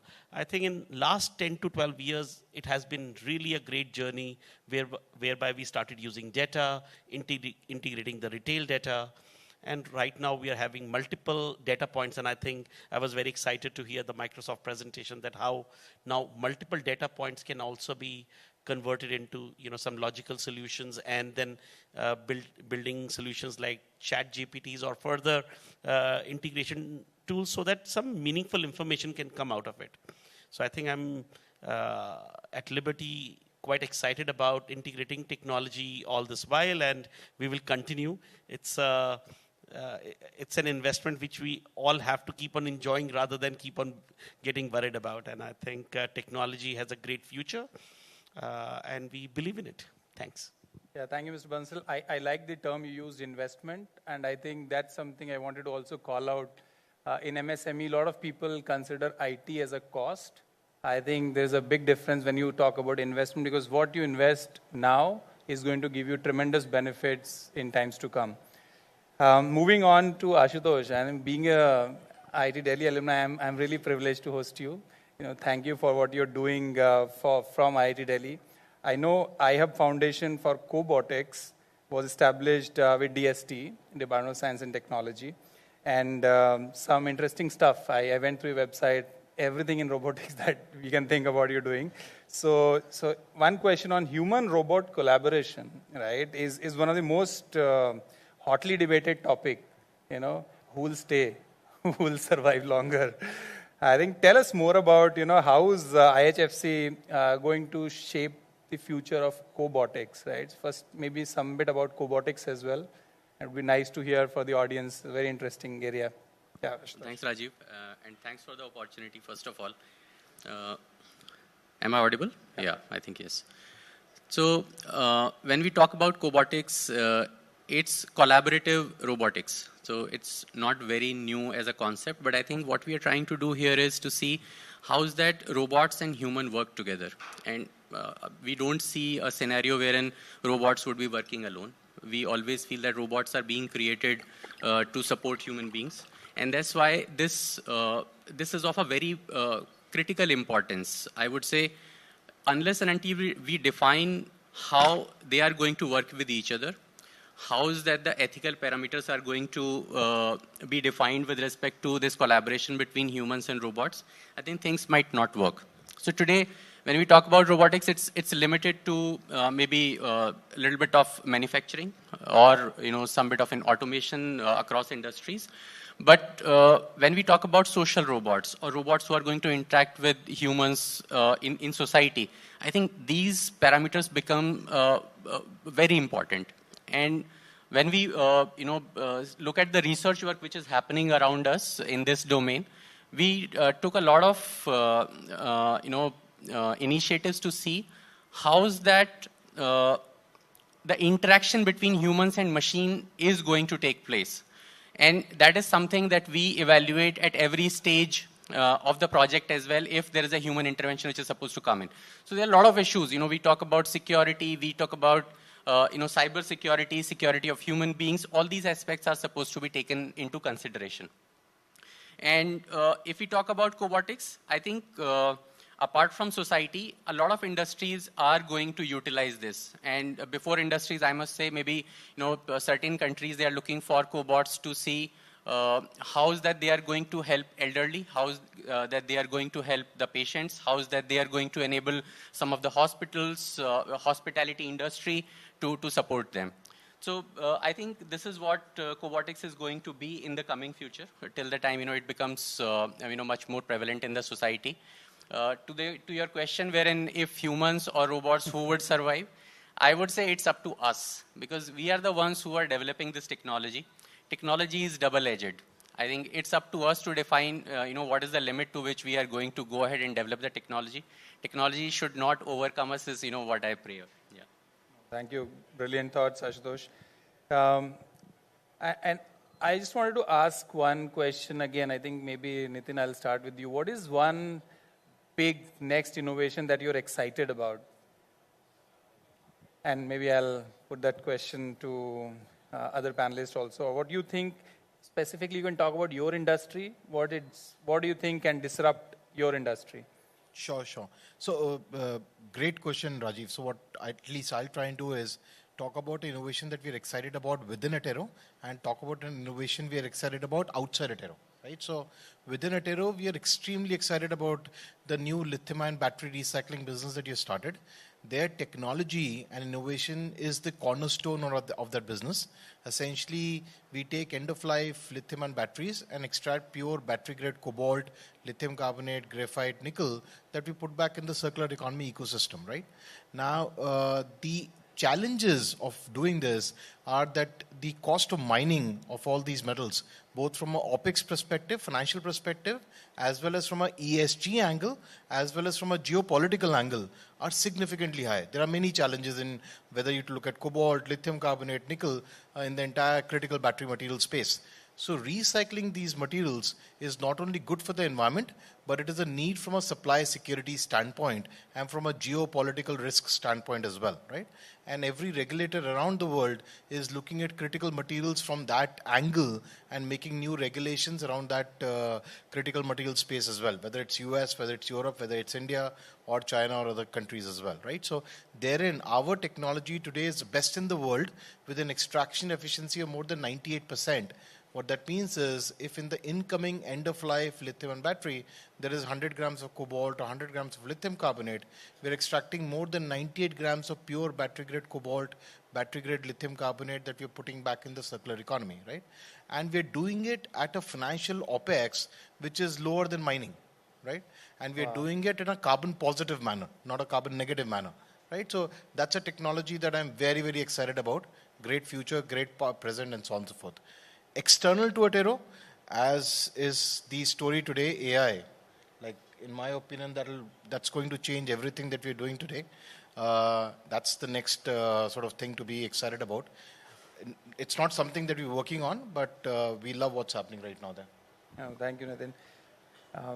Mr. Bansal, in your space, right, you said design, you said 5,000 designs, if I'm not wrong. How do you think this whole new innovation, what is your challenge? I think, as he said, AI, throwing designs at click of a button can be your biggest challenge, right? So what do you think, what's that innovation in your industry which can disrupt? See, what we are looking forward is, fitting and sizing becomes the biggest pain point for the customer. And I feel through AI, if we are able to gather the data of sizing metrics and the fitting metrics, because footwear is comfort is the most important thing, and if there is a equipment which captures the foot anatomy perfectly and guides the customer for the right size or the right fit, because size everybody knows, but it might not be the most best fitted shoe. So I think that is something which will be quite exciting when the customer walks in and we can just tell him that this is the right footwear to wear. I think that should be something very, very interesting. Wow. No, very, very interesting thought. I never thought that AI can do really so much in that, measuring the sizes. But interesting. The other thing which we feel, because we're in the fashion industry and we are constantly working towards it, but so much of data to be analyzed becomes very, very complicated. And even if you analyze to take it down at micro level and optimize production. So I think speed of that data analysis of what's happening to retail and passing meaningful information to, back into the supply chain till the raw material, I think is something which we are working on, and we need to keep on optimizing it, every month on month, just to become more efficient, so that there are no poor sellers available in the inventory system. Thank you so much. Siddharth, on SME side, I mean, in cosmetics, at times I think innovation can only be how much fair can you make a person. but beyond that, what is that innovation that excites you or makes you feel that it can disrupt? Right. So I think you probably touched upon a very, very important and pertinent area.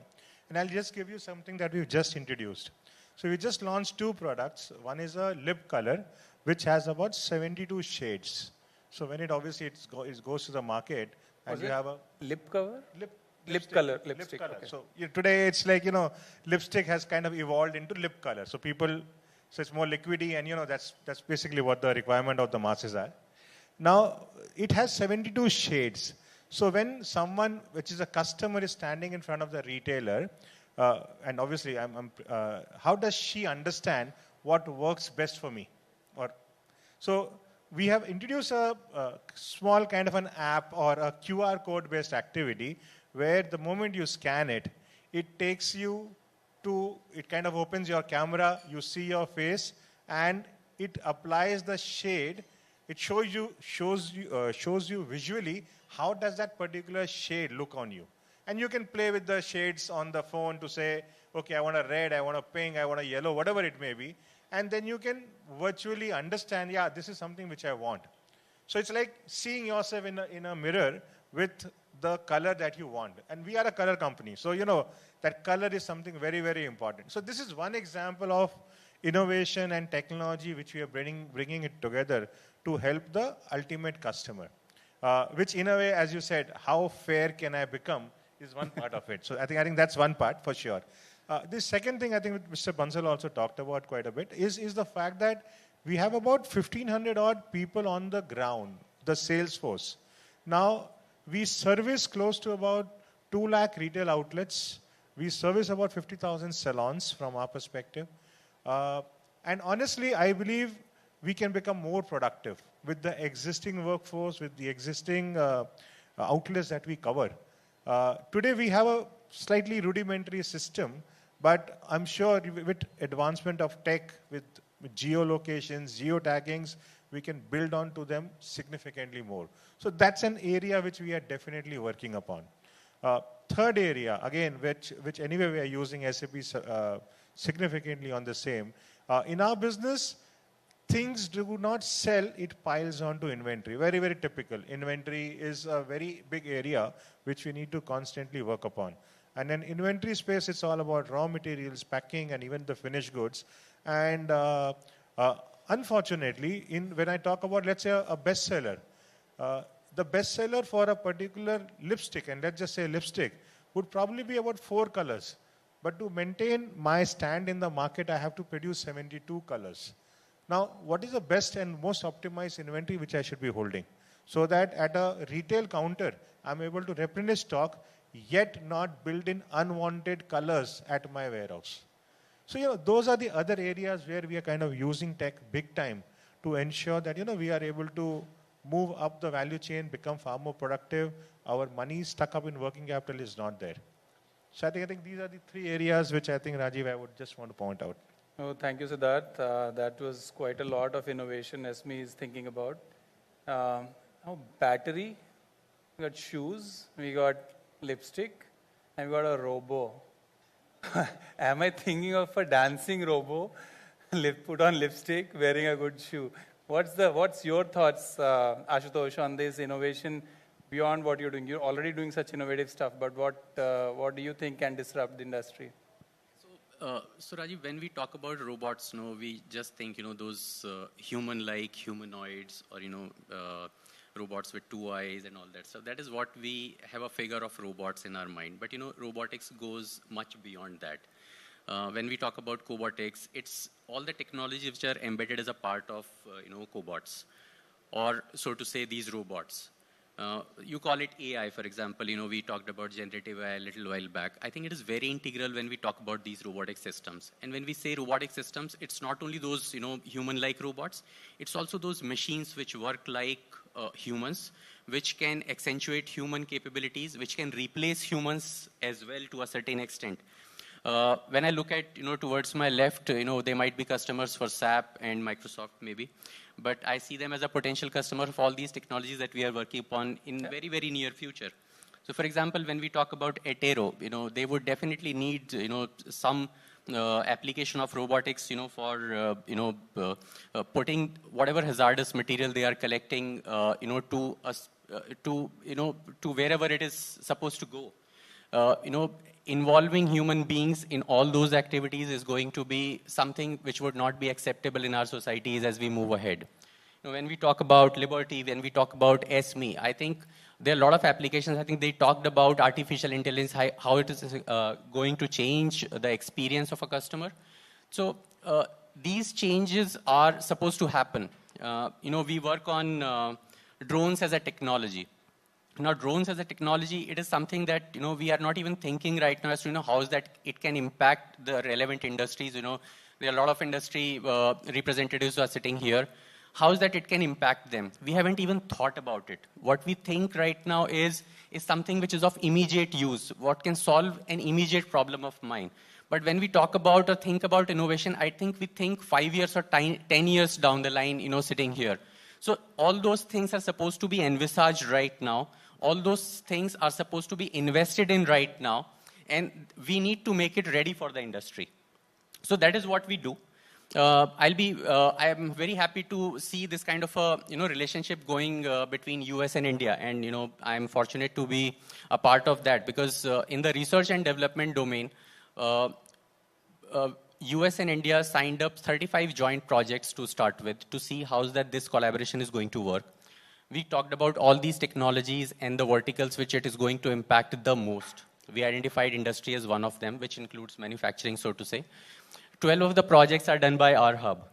And we see, when we talk about these technologies, when we talk to the researchers, we have to think of, what these industries or these users will be doing maybe 5 years down the line or 10 years down the line. So I think it's very, very relevant to think in that direction. So that's how I look at it. Wow. So in short, a dancing robot is possible.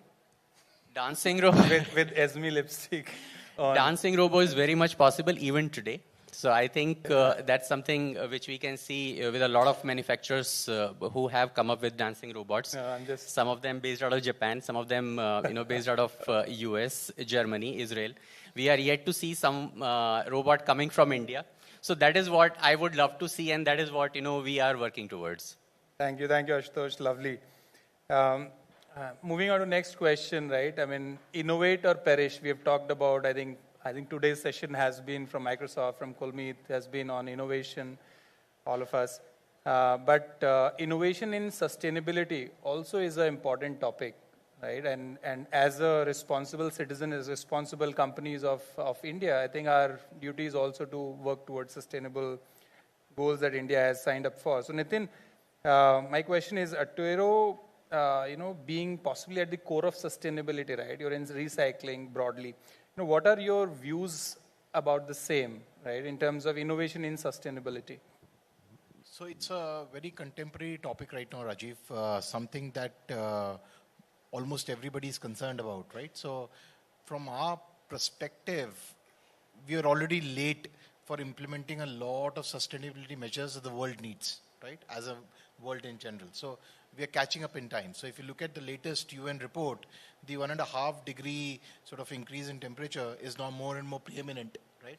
And the time to act has gone much ahead, right? So we need to act fast, act much more faster and do it today, right?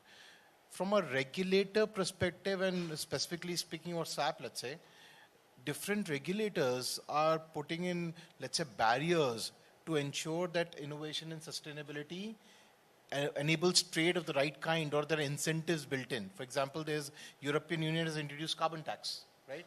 Now, as Indian exporters, if somebody has to export to EU, they need to have a system in place which measures your sort of scope 2, scope 3 emissions. What better than SAP? Yeah. Thank you, Nitin. Clap on that. Thank you, Nitin, for this. Both to Liberty and Esme, right? And both of you are large manufacturers, and possibly carbon footprint is a natural outcome, and needless to say, it will be. How are you innovating in this front, basically to reduce your carbon footprint? And either of you can go first. Maybe Anupam, you. Okay, let me go first this time. Yeah. So I think one, to be very honest, we are since as I talked about, we are a low-cost manufacturer. That gives us an added activity of ensuring that we maintain the pricing in the market, because my customer is a very price-sensitive customer. However, the demand of either the regulation, self as a good corporate citizen, to our investors, which is a private equity fund, is also about getting that ESG framework, the entire sustainability on the ground. Now, what is happening in our case? We've been looking at, and I'm just going to give you 2 or 3 very, very small examples, but hopefully I'll be able to make my point. So we've started looking at solar as a means of electricity in every unit that we have, which ensures that obviously we kind of use renewable source of energy. The packaging that we do, we use a significant amount of plastic. We use a significant amount of paper. Are there ways by which we are looking to cut that down?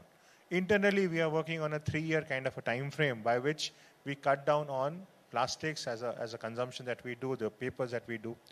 As part of our manufacturing process, we generate wastewater, which is obviously routed through the effluent treatment plants. However, we have consciously started conserving water, reusing those waters in our into our washrooms, into the plants, the factories, wherever we are. So, some of these measures are something that we've started doing. And also, we have started looking at our own products to say which products are coming in from animals, for example. There are certain products which kind of, the source of it is through animals. That at some stage can also lead to animal cruelty. Can we substitute that product to a different, a natural ingredient, or to maybe a chemical-based component? So those are the measures that we have started doing to ensure that we, as a good corporate citizen, hold this mantle together and ensure that we bring about a change in the environment. And yet we ensure that, from our perspective, again, as a CFO, I have to say, we ensure our costs are kept absolutely minimum. Thank you. So definitely, as a corporate, we are very concerned about carbon footprint and whatever we can do to, make sure. So definitely the solar, all our factories are solar empowered. We take large areas so that there is a lot of tree plantation always around us in terms of encouraging whatever natural material. It's always a challenge because,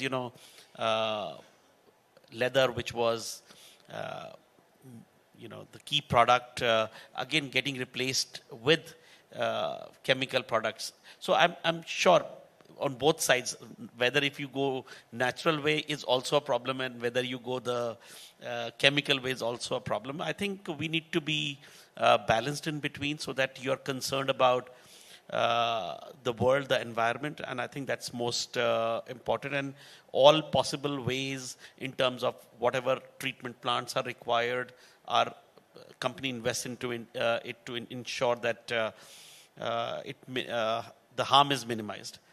At the same side, this is on the lighter side, while technology and innovation is most important and we keep on investing into that direction. At the same time, I want people to just calm down also with technology at times and not use Google to find the way to their house or to remember all the contacts. And, I think there is too much of technology, and I think emotion, or we are becoming emotionless because of too much of indulgence with technology. And I think we must be cautious, and we should do some kind of a technological detox at times and not use technology all the time and think about technology all the time. Thank you. Thank you, Anupam. Ashutosh, what's your view on this? While working on robotics, does this come to your mind, or you are still innovating at very fast pace? Do you even give this a consideration? See, whenever technology is talked about, I think these kind of questions do come. So it goes beyond doubt that, these things are not considered. But at the same time, technology is so addictive. And I'm coming to that point, that we should stay away from technology. It's very difficult, very difficult. So it's so addictive that you cannot live without technology around you. So, whenever we discuss this as well, and when we weigh the kind of customer benefits, or when we see that, the kind of value that this technology is going to add, sometimes these aspects become less relevant. And a lot of people, they pick up technology knowing that they are going to be, these kind of impacts in the environment, these kind of impacts in the society. So this is what my take is. I think the points are discussed, and it is not only that technology is something which can bring this kind of problems to the nature or environment. I think technology can also help avoid them as well. So while we are working on some of these things which are going to help human beings industry to in the domain of robotics, but there are a lot of technologies which are being developed to save this kind of a problem as well. So when we look at, say for example, I'll give you an example. We are shifting to a new office, and it was vacated by a ministry, an earlier department who used to occupy that. And we were looking at the kind of furniture they were using. So there is a large, almirah which exists, wherein a lot of files were stored, paper files, and that almirah is like completely, metallic. The entire room is, blocked with all those files which are supposed to be stored there. And today, when we are entering into that office, and it existed for almost 15 years now, when we are entering, we see that, these many papers we don't even generate even maybe in next 50 years or so. The kind of, space they were utilizing. Now, this is technology only. We generate now e-files. It's e-waste now we categorize it as, but it is much better as compared to what we earlier used to do when we used to, waste a lot of paper and all that stuff. So there are a lot of things, a lot of aspects, when technology comes into picture, which can save environment. I think it's up to us as humans or decision makers to decide, these aspects we are supposed to pick up because it is going to impact environment as a positive way, or not pick up if it is going to impact in a negative way. But the answers we all know. Thank you. You picked up mic for I just wanted to say, don't make robots more intelligent than human beings so that they can take over the human race. Thank you, panelists. Amazing discussion. Before we wrap up in one sentence or two, we are live on TV. Any message that you want to give to the audience here or audience on live TV? Maybe I'll start with you, Ashutosh, next. See, the only point that I'm trying to make is that, we are working on something called innovation. And, that's the hub which has been set up by Ministry of Science and Technology with that perspective in mind. And I see a lot of audience which is from MSME, and I'm told, some of the startups are also present here. What I feel is that they are very necessary for this next level of growth that our country is looking at. And unless and until we are all aligned, we are working together, it is not going to happen. So when we look at MSMEs, mostly we see that, it's like the backbone of our country in terms of economy. But I think when we talk about the country's growth, they are the ones which are supposed to go to the next level, replace some of the top enterprises. And, rightly mentioned that, top 50, top 500, companies, they keep on changing very, very fast.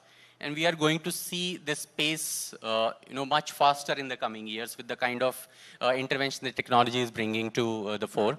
So, we would want all these MSMEs to think long-term, see as to how they build on their product and R&D capabilities. And, organization like ours, and apart from us, we have 24 more hubs which have been set up by Government of India. So we would be more than happy to, collaborate and work towards that. Thank you, Ashutosh. So for me, I'll just use our tagline, which is talked about democratizing beauty. What it really means is bringing beauty to every individual in the system. Largely, why beauty? Because when you feel beautiful, you feel more confident. It's about bringing that confidence to that individual, and how do we do that? In our opinion, cosmetics become a very important phase by which, you feel far more confident, far more beautiful, and that's probably the reason why our spouses, our mothers, sisters, and our colleagues, when they kind of have to go for a party or they have to go out, they generally do not do it without a makeup, because they feel it makes them look better, it makes them feel far more confident. So I think that's the message which I want to look at and to leave the audience with. Is, we are in the beauty business, and we want everyone to become beautiful. We want everyone to be confident. And I think that's what it is from my side. Thank you, Siddharth. Nitil? Yeah. So in my opinion, technology and sustainability are two keywords here. They are part of our common life. They will continue to be at crossroads with each other at points in time, and we need to probably choose one at some point in time and then move forward and continue to innovate on that front, right? Having said that, critical from our perspective is, at least my personal belief is, mining as we should see today will not exist going forward, okay? Either it will be replaced by a much more sustainable and more innovative mining, or it will be replaced by recycling, right? So if you talk about Atero, in the next few years, we'll end up contributing at least 10% of the world's cobalt and graphite production pure by recycling, right? So that's something that we're working on. So I think we should be all very mindful of investing into technology and sustainability, and I think that's the need of the hour. At the same time, it is very important to be cautious about overindulgence in technology is what I would like to keep on stressing upon, because there are too many areas to work on technology, and I think people can easily go haywire because technology will change by the minute, by the second. So we need to be constant with what we are doing and not just keep on adapting technology, find it exciting. I think we need to make it part of the life and focus on certain projects rather than just going berserk into each area of technology. Thank you, everyone. I loved the discussion, and I want to end by saying that innovation, as we discussed, is not only necessary, it's a compulsion, but innovation with sustainability at back of your mind is our responsibility, right? And with that, I just wanted to also thank all the panelists for being SAP customers, and we love to co-innovate with you and look forward to a fruitful engagement and long-term association with all of you. Thank you, panelists.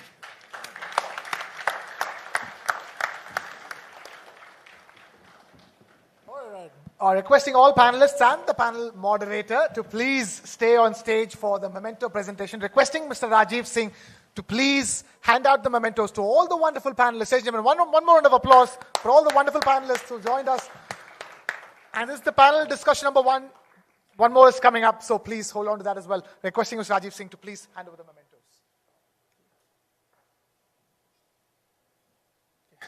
Come, can I take?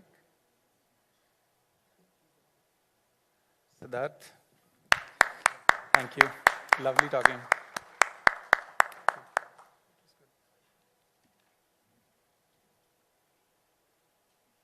Nitin, thank you. Lovely interaction.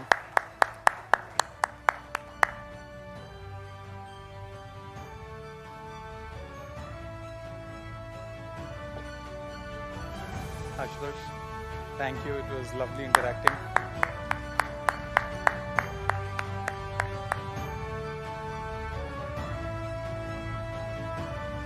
Ansel, thank you so much. Lovely hearing your thoughts. Maybe we can all click a picture together. Yeah.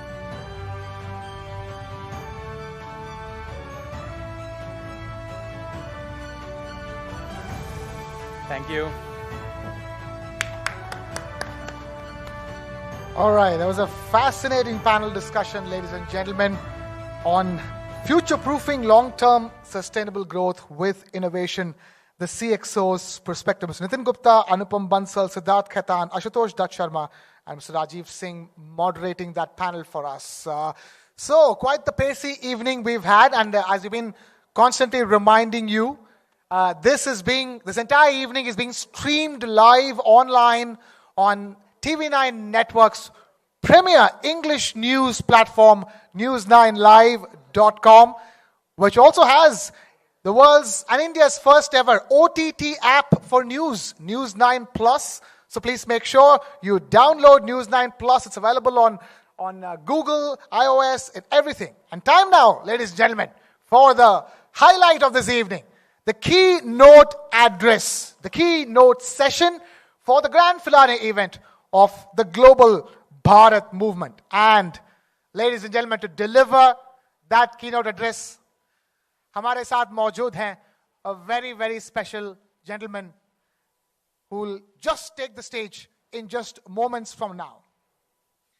But before he takes the stage, let me give you a short introduction as to the person who is going to be delivering the keynote address.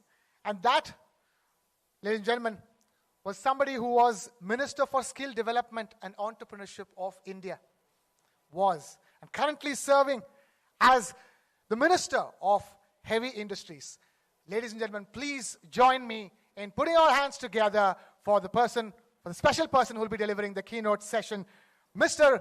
Mahendranath Pandey. Ladies and gentlemen, Minister and Member of Lok Sabha, Mahendranath Pandey ji, हमारे साथ मौजूद होने के लिए बहुत-बहुत धन्यवाद. Thank you so much. Requesting you to please take the stage and speak a few words for us.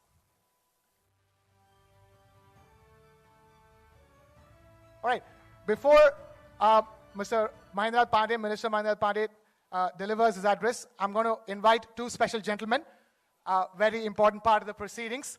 I'm going to invite first Mr. Kulmeet Bawa, MD and President, SAP India, and another very special gentleman joining us for the evening, Mr. Raktim Das, Chief Growth Officer of the TV9 Network. Requesting both of these gentlemen to please provide the bouquet for our very special keynote session speaker, Minister Mahendranath Pandey. Ladies and gentlemen, big round of applause.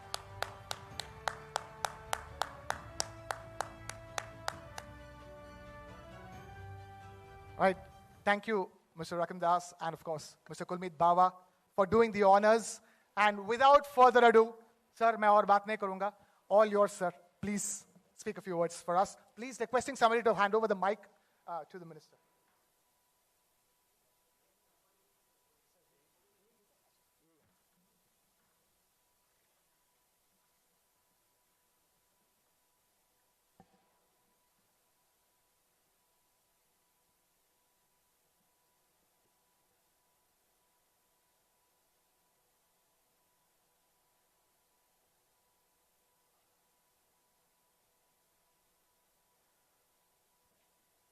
आज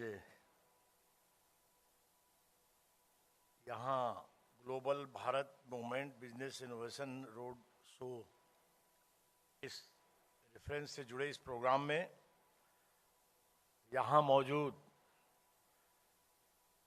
TV9 network के chief growth officer Shri रक्तिम Das ji और श्री कुलमीत बाबा जी,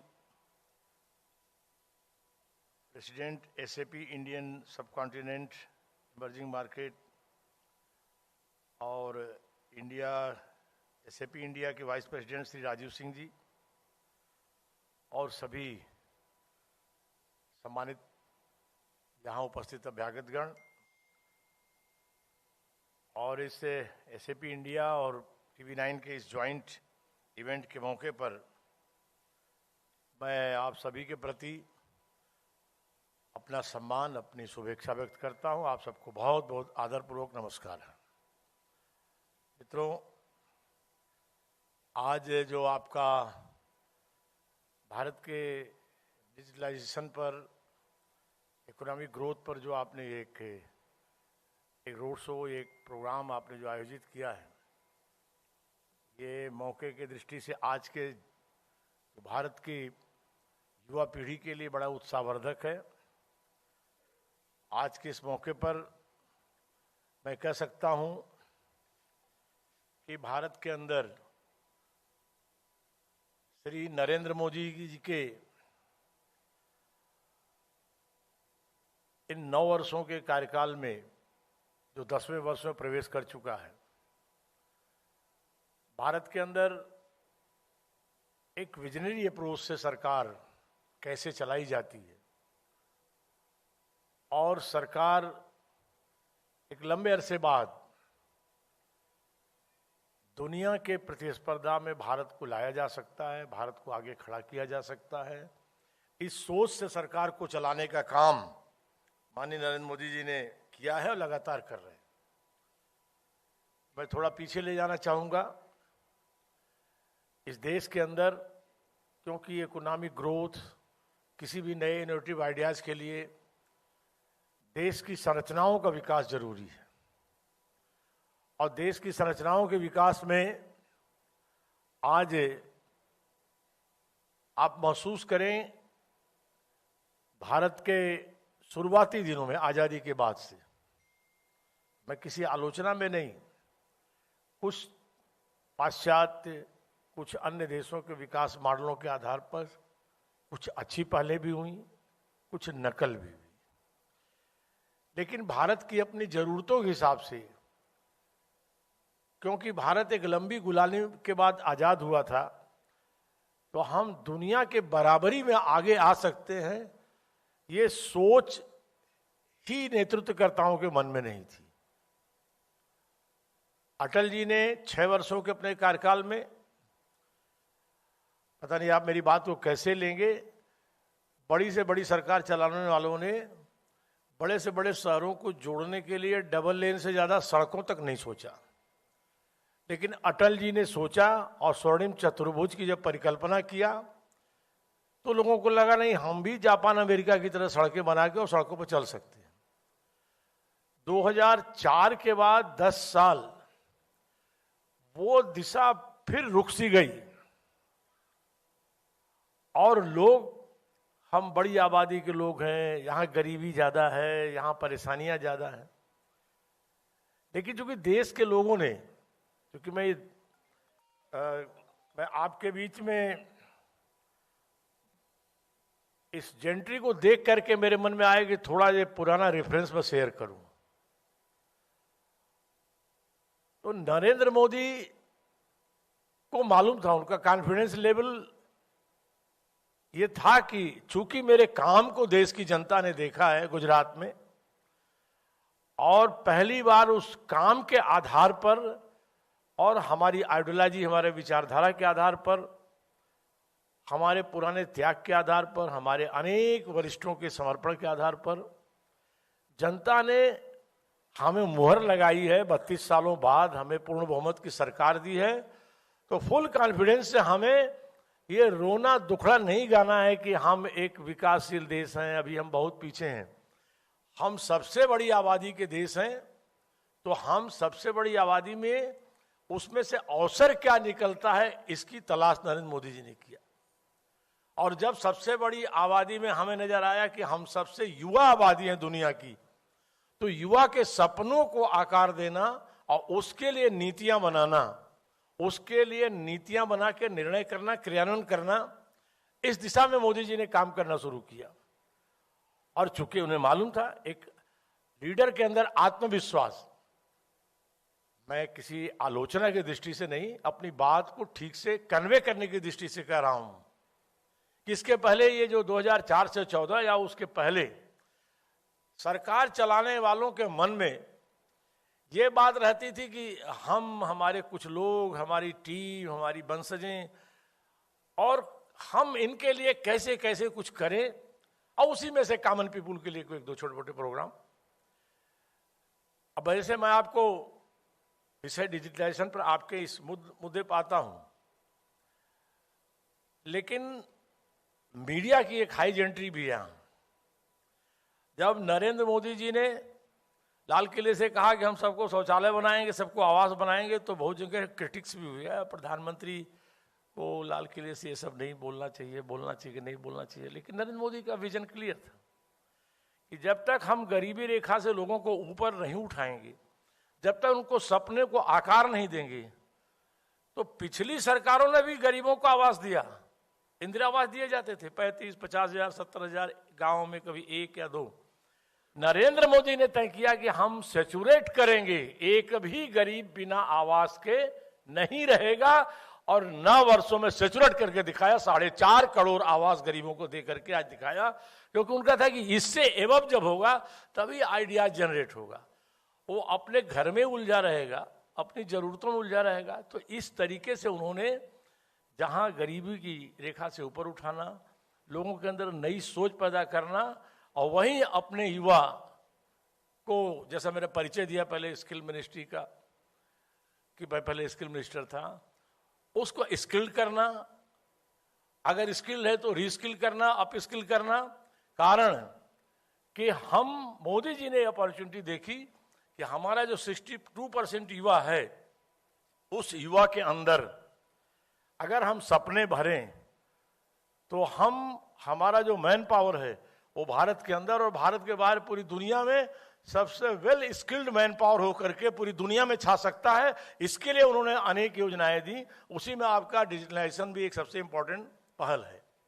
तो इस दृष्टि से देश के लोगों को हर फील्ड में काम करने का इन 8-9 वर्षों में काम हुआ है, उसमें आज उसका परिणाम दिखलाई पड़ रहा है।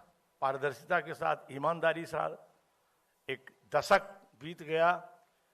नई पीढ़ी को तो खास करके जो यंग जनरेशन है, जो अभी 18, 20, 21 साल की है, फर्स्ट या सेकंड टाइम अभी वोटर्स बना होगा, उसे तो मालूम भी नहीं होगा अभी कि पीछे कैसे सीरीज वाइज घोटाले इस देश में होते थे। उन सबको सपने और सबको सपनों को आकार, उसके प्लान देने का काम इन 9 वर्षों में करके आज इस परिस्थिति में हम जिस दिशा में आगे बढ़ रहे हैं, उस दिशा में आपने बहुत ही अच्छी पहल करके उस पर सेमिनार आयोजित करके आज इस देश में हमने जहां इंफ्रास्ट्रक्चर के हर क्षेत्रों में काम किया, रेल हो, सड़क हो, एयर कनेक्टिविटी हो, वहीं इन सब का प्रतिफल आप सबको जीडीपी शब्द सभी के जुबान पर रहता है। मैं आपको बताना चाहूँगा कि ये ब्रिटिशर्स के ज़माने में भी जीडीपी शब्द था और तब से बहुत पहले से चला आ रहा है। अगर आप सब थोड़ा भी एग्रीकल्चर बेस्ड चीज़ों से जुड़े होंगे तो ब्रिटिशर्स ने हर राज्यों में एक एपीसी का पोस्ट क्रिएट किया था, कृषि उत्पादन आयुक्त। और भारत कृषि प्रधान देश होने के नाते कृषि आधारित आय पर ही भारत की आर्थिक समृद्धि का आकलन होता था, ये हमारी ट्रेडिशन थी। लेकिन उसमें आज मोदी जी ने हर दिशा में काम किया। केवल कृषि आधारित आय नहीं, कृषि आधारित आय को कैसे बेहतर किया जाए, कैसे उन्हें और अपॉर्चुनिटी किसानों को उसको देते हुए साथ में ये अन्य आर्थिक समृद्धि के पहले और उसको देते हुए, जिसका परिणाम रहा कि आज हमें कभी भारत जो हर चीज पर दूसरों पर निर्भर रहता था, भाई लीडर का काम केवल सड़क, पुल, पुलिया बनाना, रेल कनेक्टिविटी देना, कुछ कानून बनाना मात्र नहीं है। देश को विजन देना, देश को नेतृत्व देना, देश को आइडियाज देना और आइडियाज के हिसाब से प्लानिंग करना, वो काम नरेंद्र मोदी जी ने, उनकी टीम ने सकुशल किया, शानदार तरीके से किया, जिसका परिणाम है कि दुनिया की आर्थिक मंदी के दौर में भी हम, चूंकि अनाउंसर बोल रहे थे कीनोट एड्रेस नाते थोड़ा मैंने संदर्भ लिया कि आज हम 7.2% की 2022-23 में दुनिया की आर्थिक मंदी, कोरोना की विपत्ति के बावजूद हमारी जीडीपी 7.2% दर्ज की गई। यह हमारी बहुत बड़ी उपलब्धि थी हर दृष्टि से समृद्धि के आधार पर। और आज हम चाहे सामरिक क्षेत्र हो, आर्थिक क्षेत्र हो, एजुकेशन का क्षेत्र हो, टेक्नोलॉजी का क्षेत्र हो, सभी में हमने अभूतपूर्व तरक्की की। और इस दृष्टि से अब हम सब लोगों ने मैन्युफैक्चरिंग की दृष्टि से अपनी नई पहलें की।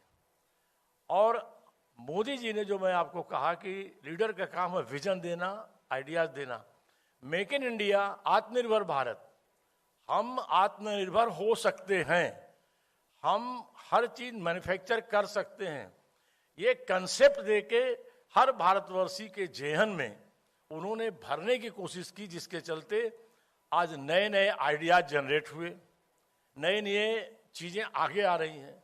आइडियाज़ को शेयर करना हो तो आपको ये बात कहने में, उसमें से अपनी वो डिजिटलाइजेशन अपने आप आगे बढ़ती है इस बात के साथ, उस सपोर्ट के साथ, कि डिजिटल इंडिया में योगदान करने के लिए स्टार्टअप का भी बड़ा रोल है। आर्थिक उन्नति में भी स्टार्टअप का भी बड़ा रोल है। आर्थिक समृद्धि के लिए भी दुनिया के अंदर अमेरिका की तमाम प्रकार की आर्थिक समृद्धि में स्टार्टअप्स का भी एक बड़ा अहम योगदान माना जाता है। मोदी जी ने अपने अनुभव, अपनी जानकारियों, अपनी टीम की रिसर्च के आधार पर देखा कि ये जो स्टार्टअप अमेरिका में काम कर रहे हैं उसमें से लगभग 1/3 तो इंडियन मूल के लोग हैं।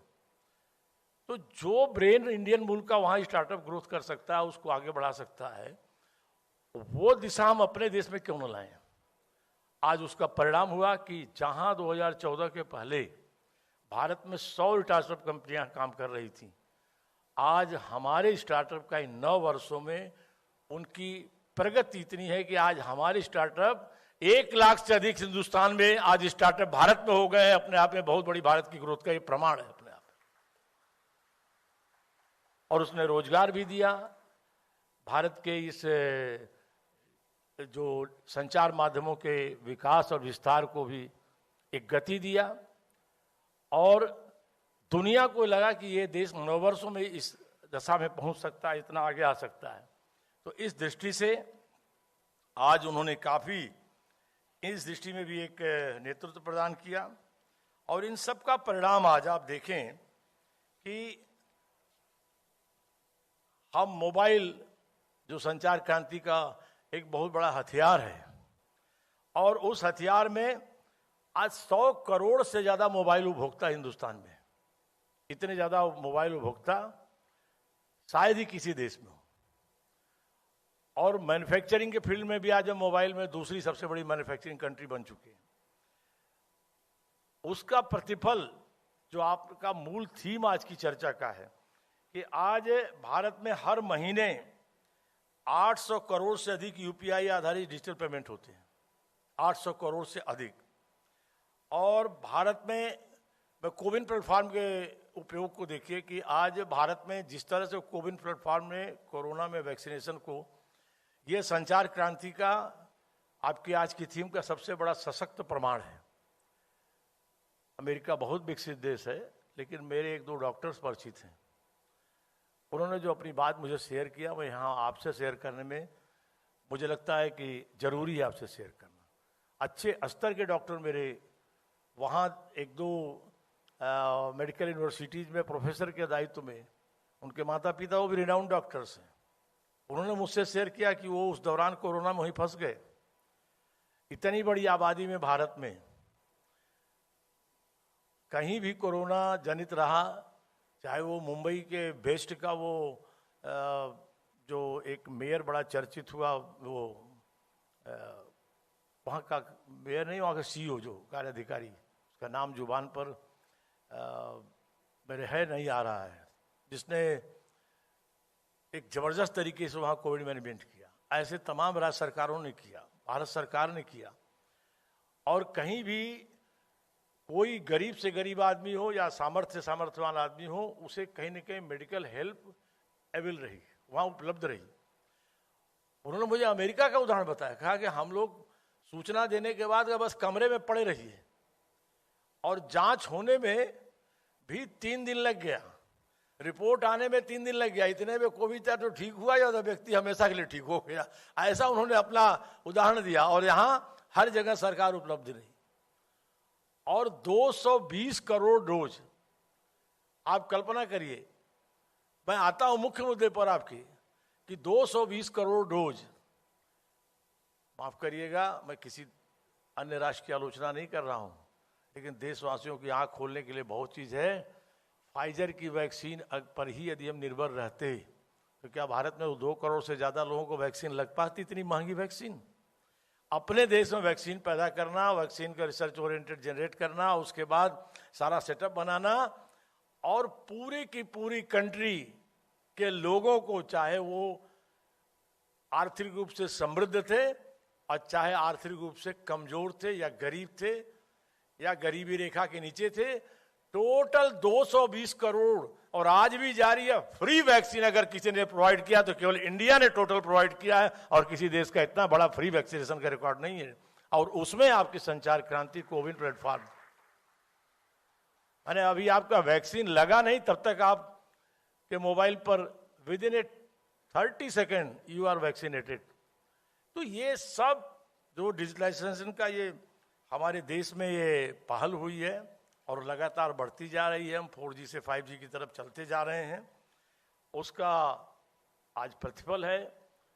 डिजिटल पेमेंट में दुनिया में आज हमारा स्थान सबसे महत्वपूर्ण है। हम केवल 2022 में 89.5 मिलियन डिजिटल लेन देन हमारे यहाँ हुए हैं। आज हमारे लोग ये टेक्नोलॉजी में सिर्फ मोड ऑफ पावर नहीं बल्कि मिशन टू एम्पावर, आज डिजिटल टेक्नोलॉजी में भारत यूनिवर्सल में सब जगह उसकी पहुंच है और उस पहुंच में सबसे अग्रणी देश है। अगर हम ब्रॉडबैंड कनेक्टिविटी की बात करें तो 2014 से पहले हमारे देश में केवल 6 करोड़ यूजर्स थे और आज केवल 9 साल में ब्रॉडबैंड यूजर की संख्या 9 साल में, ये रिमेंबर करें 6 करोड़ आज से 9 साल पहले और 80 करोड़ मात्र 9 साल में बढ़कर के आज ब्रॉडबैंड यूजर हुए हैं इस देश के अंदर। ये संचार क्रांति की सशक्त सफलताओं का सबसे बड़ा एक उदाहरण है। और भारत में 2014 से पहले इंटरनेट कनेक्शन की संख्या के पहुंच केवल 25 करोड़ आबादी तक था, आज 85 करोड़ लोगों तक इंटरनेट कनेक्शन है और 5G और 6.5 लाख गाँवों को जो फाइबर कनेक्टिविटी देने का काम हो रहा है वो अपने आप में इसे कितनी ऊंचाई तक पहुंचाएगा इसकी कल्पना आप कर सकते हैं। आज हमारे कॉमन सर्विस सेंटर बड़ी आबादी को बेचारगी में भारत में मोदी जी और उनकी टीम ने, उनकी सरकार ने नहीं छोड़ा।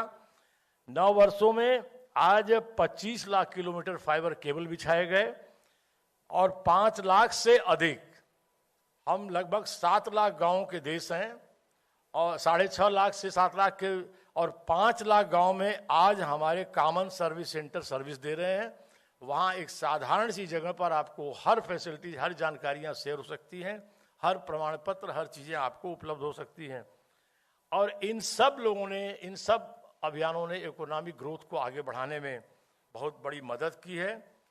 ये बातें आप सबको डिजिटल इंडिया से जो नॉन डिजिटल सेक्टर को भी बल मिला है, ये बातें आपको शेयर करते हुए, और जितने भी डेटाबेस, डेटा लेयर देश में बन रहे हैं, हर प्रकार का जो इंफ्रास्ट्रक्चर है वो डेटा लेयर्स को एक प्लेटफॉर्म पर लाया जा रहा है। पीएम गति शक्ति, गांव की छोटी सी सड़क या नेशनल हाईवे की बड़ी सी सड़क या बड़े से बड़े पुल, ये सब पीएम गति शक्ति से जोड़ करके, कनेक्ट करके एक एम्ब्रेला देने का काम जो हुआ है, ये अपने आप में अपनी महत्वपूर्ण पहल है और संचार क्रांति का योगदान हर जगह इसमें अपने आप में महत्वपूर्ण योगदान कर रहा है। आज एक सबसे अहम जो कदम सरकार ने उठाए हैं, सरकारी रिकॉर्ड्स, विवरण पहले सरकारी रजिस्टर्स या फाइलों के अंदर पड़े रहते थे और उसी में बंगलिंग और थोड़ा सा कम पढ़े लिखों के संग चीटिंग और कभी कभी पढ़े लिखे लोगों के संग भी चीटिंग। लेकिन इन सबको उन फाइलों से, दफ्तरों के ये ब्यूरोक्रेटिक सेटअप से निकाल करके और डैशबोर्ड के ऊपर लाना, ये अपने आप में संचार क्रांति का सबसे बड़ा सशक्त एग्जाम्पल है। तो ये सब चीज़ें हमारी सरकार ने जो की हैं आपके, और मैं आपका अभिनंदन करता हूं कि आप लोगों ने उस पहलों को एक चर्चा के रूप में यहाँ इतनी बड़ी हायर जेंट्री के बीच में रख करके उनको एक सम्मान दिया है। पारदर्शिता भी साथ में है आपके पास। आज भारत में भारत सरकार ने और भारत सरकार की पहल पर हमारी राज्य गठबंधनों की और कुछ और राज्य सरकारें गठबंधन से इतर भी, उन्होंने भी सीधे जैम पोर्टल पर हर खरीद अपने आप में, ये जैम पोर्टल की खरीद भी अपने आप में जहाँ पारदर्शिता को जो है महत्व दे रही है, करप्शन फ्री खरीद हो रही है, वहीं संचार क्रांति को भी बल दे रही है।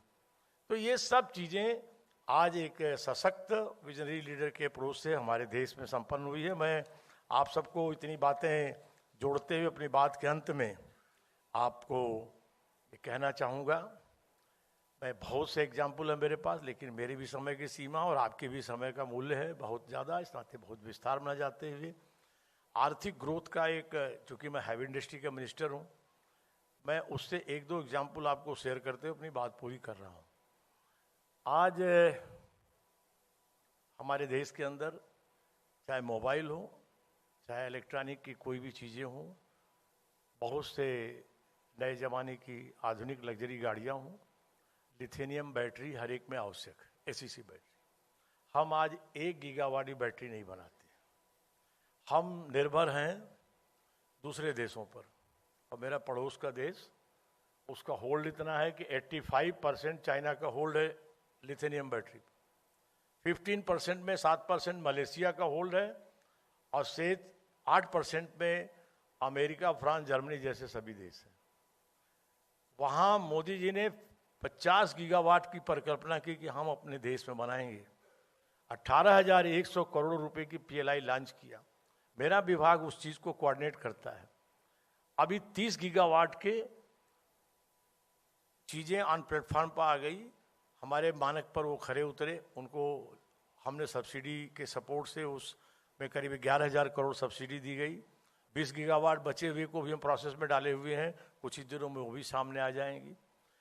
मैं जो असली बात आपको शेयर करना चाह रहा हूँ, मैं एक बार रिव्यू मीटिंग कर रहा था उस उद्योगपतियों की कि भाई आप भारत की सब्सिडी के आधार पर केवल इंडस्ट्री लगा रहे हैं कि बाद में कुछ और करेंगे। तो उन्होंने जो अपनी बात शेयर की वो मैं आप सबको कन्वे करना आज जरूरी समझता हूँ। उन्होंने मुझे कहा कि हम केवल सरकार की सब्सिडी, जब इस इंडस्ट्री में हम आ गए तो हम अपना भी इसके अंदर निवेश करेंगे, और जहां हमारी कल्पना थी कि हम ये 18,100 करोड़ लगा रहे हैं, अभी हमने 11,000 करोड़ के उसमें सपोर्ट को लेके आगे बढ़ने का 30 गीगावाट का फैसला किया है, जिसमें हमें 10-20 हज़ार करोड़ तक की ही कल्पना थी कितनी आएगी, उसमें 40,000 करोड़ का इन्वेस्ट आया है।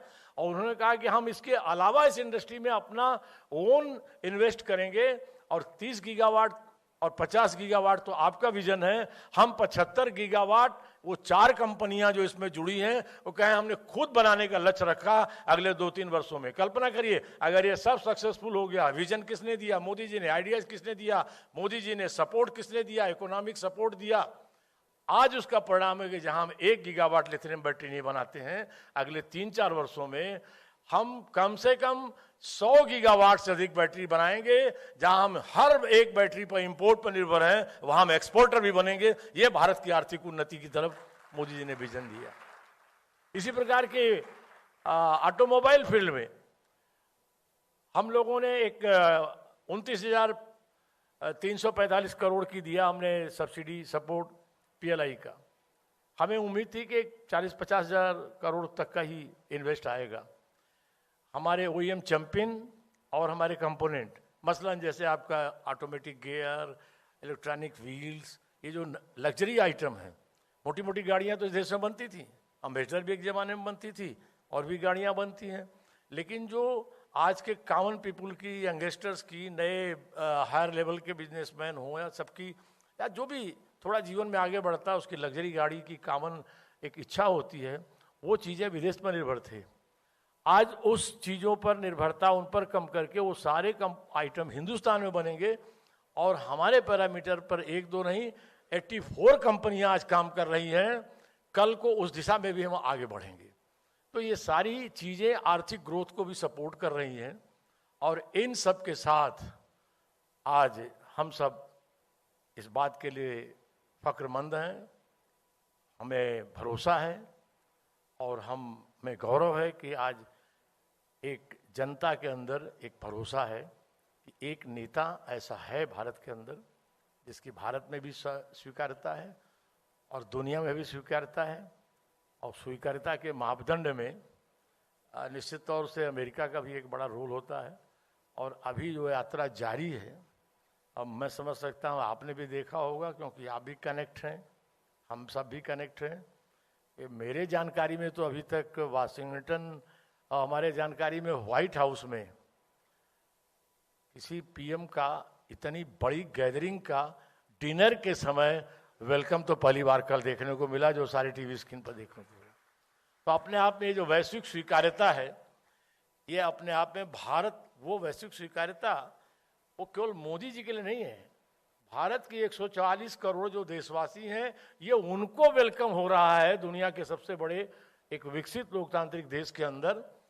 और ये सब चीज़ें, और मैं यहाँ बहुत से लोग इस बात को महसूस कर सकते हैं कि हम लोग एक ऐसे समय में गुजर रहे हैं जो नेता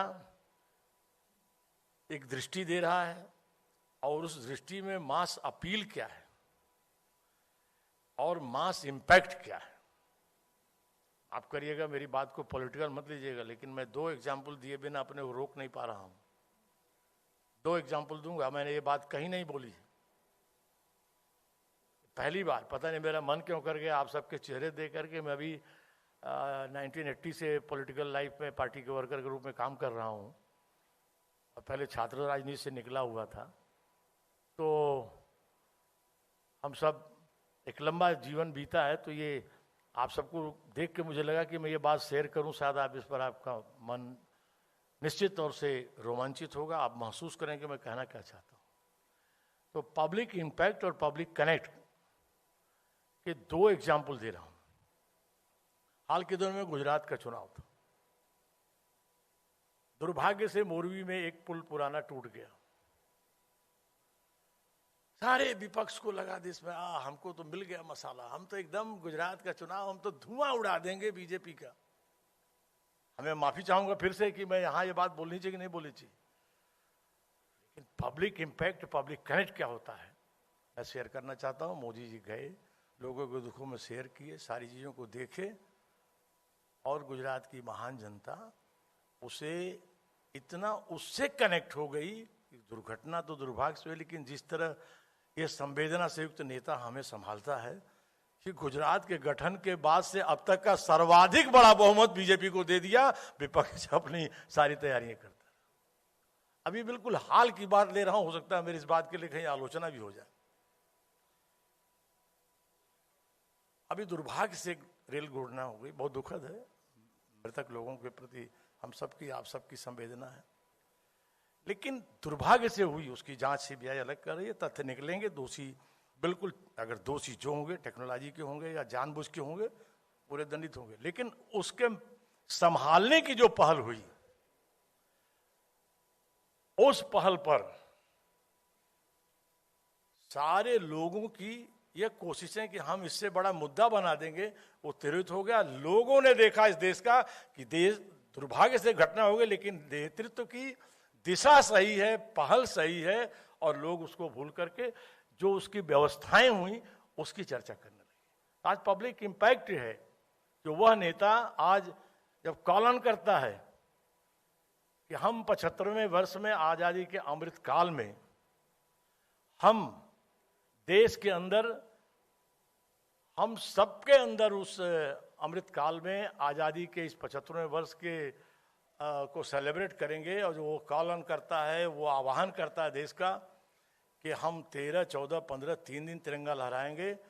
सारे देश के लोग, क्या बड़े, क्या बूढ़े, क्या नौजवान, क्या बच्चे, क्या कौन किस पार्टी का, कौन किसका, लगता था जैसे दूसरी आजादी की लड़ाई, जिस सड़क से गुजरी है, जिस घर से गुजरी है, जिस गली से गुजरी है, हर घर तिरंगा।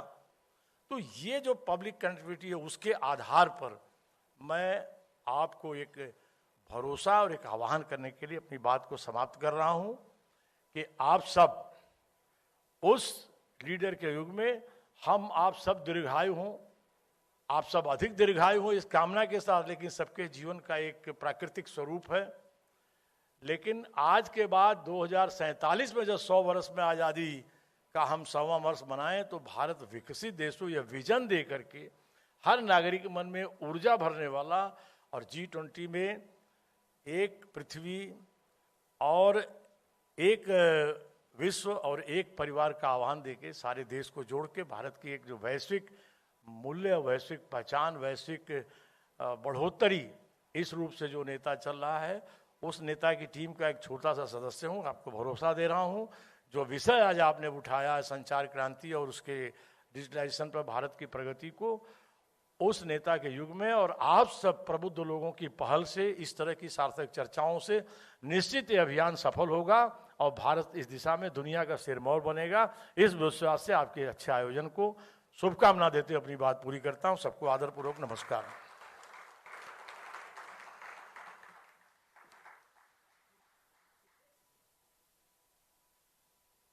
Requesting honorable ministers to please stay on stage. And I'm also calling upon stage Mr. Kulmeet Bawa and Mr. Raktim Singh for a very special, important, Raktim Das for a very important. Please come on stage, sir. So it's time now for the very important highlight of the evening with the keynote speaker. Thank you so much, Minister Mahendranath Pandey. It's time now for the presentation of the Global Bharat Movement National Survey, ladies and gentlemen. We've been conducting this survey all through our roadshows all across the country, from the south to the west, to the north to the east. And tonight, as part of the grand finale event, we are unveiling the findings of the Global Bharat Movement National Survey. Ladies and gentlemen, huge round of applause for the Global Bharat Movement National Survey. I'm requesting our keynote speaker, Mr. Raktim Das, Chief Growth Officer of TVN Network, and Mr. Kulmeet Bawa, MD and President of SAP India, to please unveil this Global Bharat Movement National Survey.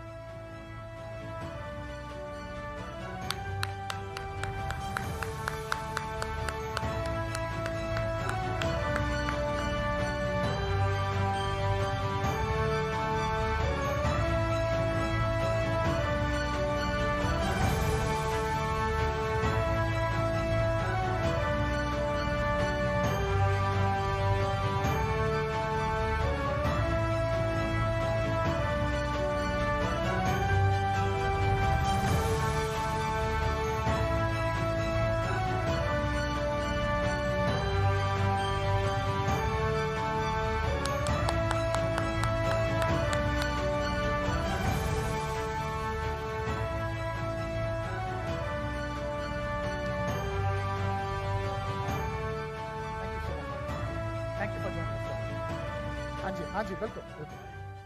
Hanji, thank you so much. Thank you, Mr. Kulmeet Bawa, and thank you, Mr. Raktim Das, for joining us on the stage. Ladies and gentlemen, it's time now to move on. And also, before we move on any further, I'm going to request you guys to scan the QR code that's there on the big screen. That's the Global Bharat Movement National Survey, ladies and gentlemen.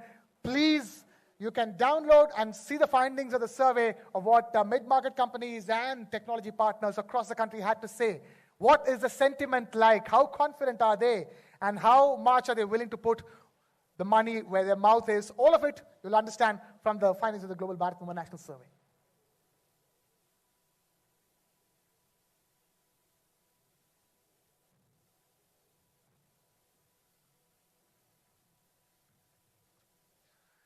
And again, as you're seeing, the last session for the evening, the stage is being set for it.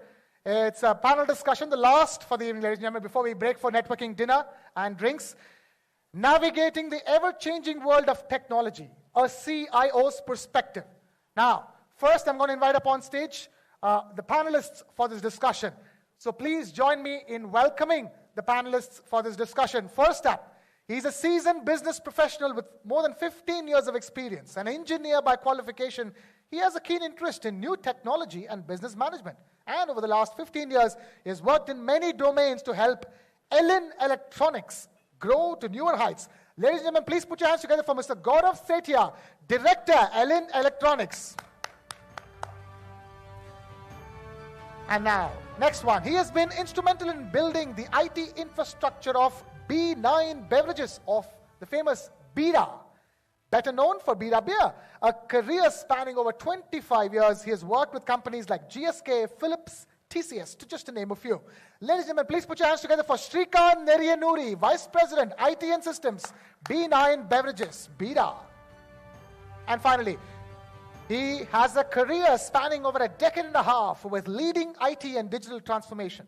He has been instrumental in implementing SAP across many organizations and has an avid interest on digital transformation, cloud migration, and also he is a well-awarded IT professional. Ladies and gentlemen, please put your hands together for Mr. Ajay Yadav, CIO, SBL. And finally, before we go any further. If there is a panel, there is somebody who is moderating that panel. So let me quickly give you an introduction of who will be moderating this panel. He is leading the charter of SAP Public Cloud Charter at the APJ leader.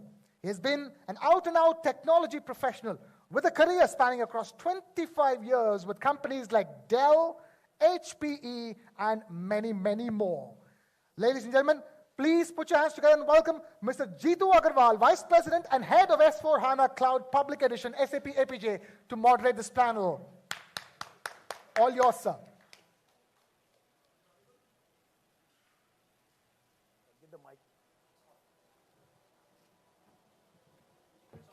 Okay, I'm just handing over the mics to them. Thank you and welcome to the panel. Welcome to the panel. Okay, before we start, why don't we go through a quick introduction? So I'll start with, on my left, a quick introduction about yourself and your company. Yeah, hi, I'm Ajay Yadav and I am 2 decade experience in digital transformation. Currently, I am associated with SBL. SBL is leading homeopathic manufacturing company. We are the largest manufacturer of mother tincture, dilution and special liquidity bio combinations. Thank you. Hi, very good evening, my technical friends and my beloved consumers. My name is Srikanth and I head information systems for Bira, 91 group of companies. And our companies were primarily into 4 line of business. One is the beer, the other part is the beyond beer, which is called the cider and seltzers. And we are also into e-commerce, the mud shop, and then we also do the online delivery of booze in West Bengal. And we are also into pubs and tap rooms, typically the beer cafe, and where you experience the on-pouring on the tap of the beer and all that. Yeah. Good evening, ladies and gentlemen. I'm Gaurav Sethia, Director at Elin. So Elin is a contract manufacturing firm which operates in the domain of LED lighting, consumer appliances, precision motors and components. So we are a 50-year-old, more than 50-year-old company spread across 3 manufacturing locations and having more than 4,000 people working with our organization. So very interesting, Gaurav. Let me start with you.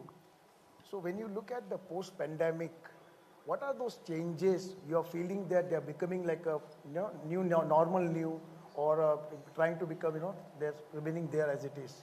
So what are those areas you think? So I think post-pandemic, there were a couple of things which changed. So specifically for our industry, the consumer preferences and the spending patterns, they changed quite a lot. There was significant supply chain disruption in the global economy. So there were challenges because of that. And on the individual level, I would say that work from home culture or working from out of office culture, that is something that changed, and I think those things are here to stay. Many thanks. I know you are from homeopathic business, so what do you think, similar to that, does pandemic impacted you in any way, and you think that those are continuing those trends? First, I talk about the communication system. Before pandemic, Microsoft Teams is already there, Zoom is already there, Google Meet is already there, but we are not used to use that. But during pandemic, I say the quickest digital transformation is there. So we started using the Microsoft Teams and Zoom, and even schools are using the single night. Second, I'm talking this WFH. We have the traditional industry and there is no concept of the work from home. But we have started work from home and it will be the continue, maybe the hybrid models right now. Third, we can say the supply chain. Earlier we are leading a homeopathic company and our dealers, retailers in the rural areas. So they are not connectivity of the e-commerce and all. So we have started you may say the e-commerce platform and online marketing. So that will be the continue after the post-pandemic also. Understand. And is there going to be, these trends will continue? Do you foresee these trends will continue for some time? Yeah, yes. This will continue. And to Srikanth, you're like close to my liver. People say close to my heart. You're really close to my liver. How many of you like Bira here? A lot of them. I know half of them are waiting for this session to get over so that we can enjoy Bira together. So when we talk about, Shrikant, for yourself, what are those trends in your industry you see, post-pandemic, as well as the futuristic trend you foresee that will impact the way you run your business, Yeah. I think if you see the pandemic and then the Russia and Ukraine war, I think jolted the whole world in all aspects of it, right? In terms of your supply chain, in terms of everything that any humanity even can envisage about it. There was no alternate plans on it. Like, we were very disruptive before we got into this alcohol industry, right? We got into the craft beer where the consumers can walk in and experience the product much more lively, right? Compared to very hidden environment of having a couple of drinks and all that. So suddenly the pandemic came into that proper human connect lost it, right? We got into the bottled beers, right? We survived that particular challenge by realigning the supply chains. Of course, the import of raw materials and everything. That's one thing. The Russia, China, Ukraine really impacted the supply chain cost. Your product pricing is drastically short up because of your import of the raw materials, right? The barley and all that. So again, alternate sourcing. I think these were all the things where as a quick we were able to really accelerate and reshift towards those managing those input elements for the beer product to produce, right? And now with the world that is quite open now we see the very double bonanza type of a situation where the public is quite coming out, right? And we are able to having a very sustainable supply chain solutions available across the world, not only primarily from these 4 countries, right? And the other part is the alcohol industry has become more of a lifestyle situation, right? You associate yourself more lively with that product, right? You pair with your food, you pair with multiple things, right? So that's where I think the opportunity is more human connect on the product. So that's, I see the larger potential coming up for us in the coming So times. I heard about the challenges and I heard about the trends. Do you all agree, and I'm sure all of you were using SAP in some form during the pandemic. So do you all agree, and you have to say yes because this is a commercial time, that SAP helped you during the pandemic? Our SAP journey started quite recently. I think going to adopting SAP was something which was started with the issues that we faced during the pandemic. And that laid bare the gaps which were there in our processes, in our systems. So that actually helped us to shift to SAP recently. And I would say that we are quite happy with the journey so far. What about you? Yeah, I think before I started everything, the global Bharat, I think Bira 91, the 91 is an Indian code that connects there. And SAP is close to my heart. And I think Bira started its first plant operation in Maxi and running those core process on SAP way back in January 2018. I think the teams, the Microsoft is the backbone in terms of your Azure infrastructure. And of course, teams made us on the day zero connect and during the pandemic times and all that. And we had an SAP already live by that time and hosted on a co-located in NetMagic. So we were already on semi-cloud environment. So that's where these key systems, the human, the user interaction, the collaborations, and then your process running very effectively, even in the remote environment, I think gave us a lot of confidence to sustain the business challenge that we were facing it. Yeah. Appreciate that. Thank you. And for you, Ajay. And one thing I missed out, TV9 is my favorite local channel. It's my Telugu. I speak and I daily watch at least 1 to 2 hours TV9. Yeah, so I am on the right stage with all the 4 pillars here. Yeah. Thank you.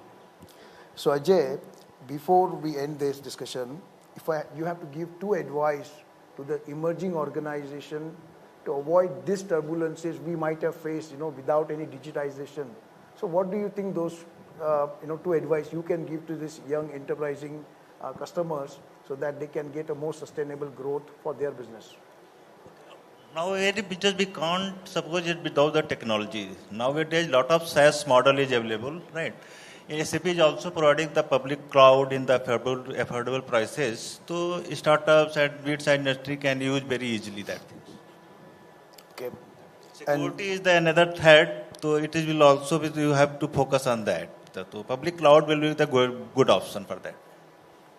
I'll come back to you, Shrikant. Maybe we'll hear from Gaurav before. So what's your view or advice to the young entrepreneurs here? I think going forward, the disruptions in the industry and supply chains are only going to increase. I think we should be more data-driven so that we can take informed and quick decisions, good decisions. And SAP being a platform for that will help us in that. And secondly, another area for, say, traditional businesses or any startup as well is adopting the best practices.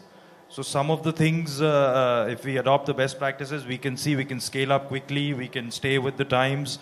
And these are the two things that we need to, is my advice, which businesses can focus on. Thanks, Gaurav. So to my Bira friend, before we take a picture together later, a selfie with a Bira on hand, I know you're going through the SAP implementation or a project during now digital transformation engagement. What's your engagement today with the partner of SAP and with SAP, and what's your learning or advice or any observation you want to share? Yeah, I think let me talk the journey. I mean, so we were 5 years back. We were in ECC and we are out of the pandemic and all that stuff. And I think we are widely spreading, expanding in terms of capacities and spreading across the various countries and huge business plans on that. I think suddenly, I should appreciate, not to name the quote of the names here, I think Sushant and then the Microsoft teams, Ashita and Robin, I think they were actively coming forward and telling propositions of the S4HANA that adds value, right? In the digital transformation world, right, which is oftenly seen that it's only seen from the consumer side of it. But the digital transformation is not just consumer.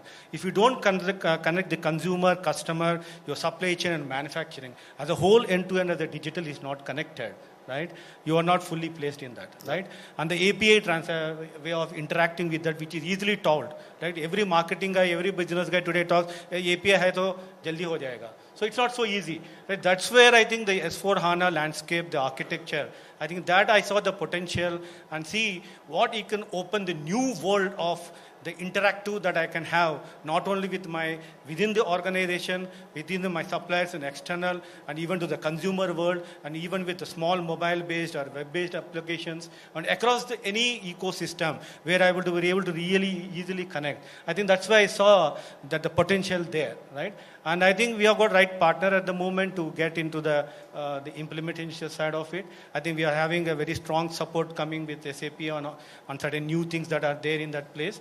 And I think it's on the pretty right track. We have finished our business blueprinting. We are on the build stage. Yeah. Awesome. So thank you very much, Shrikant. It was a very good insight. And everybody, including Ajay as well as Gaurav, it was a great having this chat with you. And hopefully, and I'll make sure that wish you all good luck with your digital transformation journey. And SAP and our partners are with you for your success. Thank you.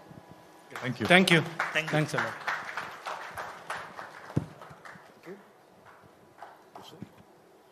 Requesting everybody to stay on stage and requesting the moderator to please hand out the mementos to our wonderful panelists.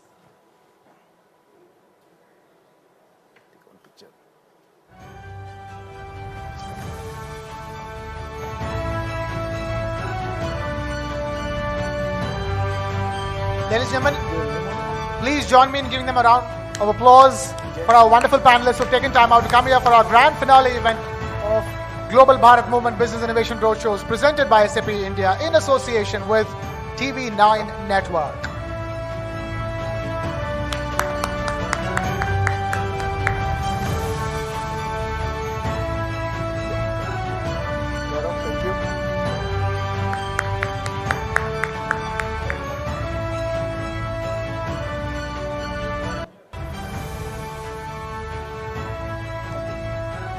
Thank you so much for our panel discussion, and Ladies and gentlemen, with that, we've reached the finale, the end of the grand finale event. I'm going to ask the team to just display the QR code on the screen once again for the Global Bharat Movement National Survey.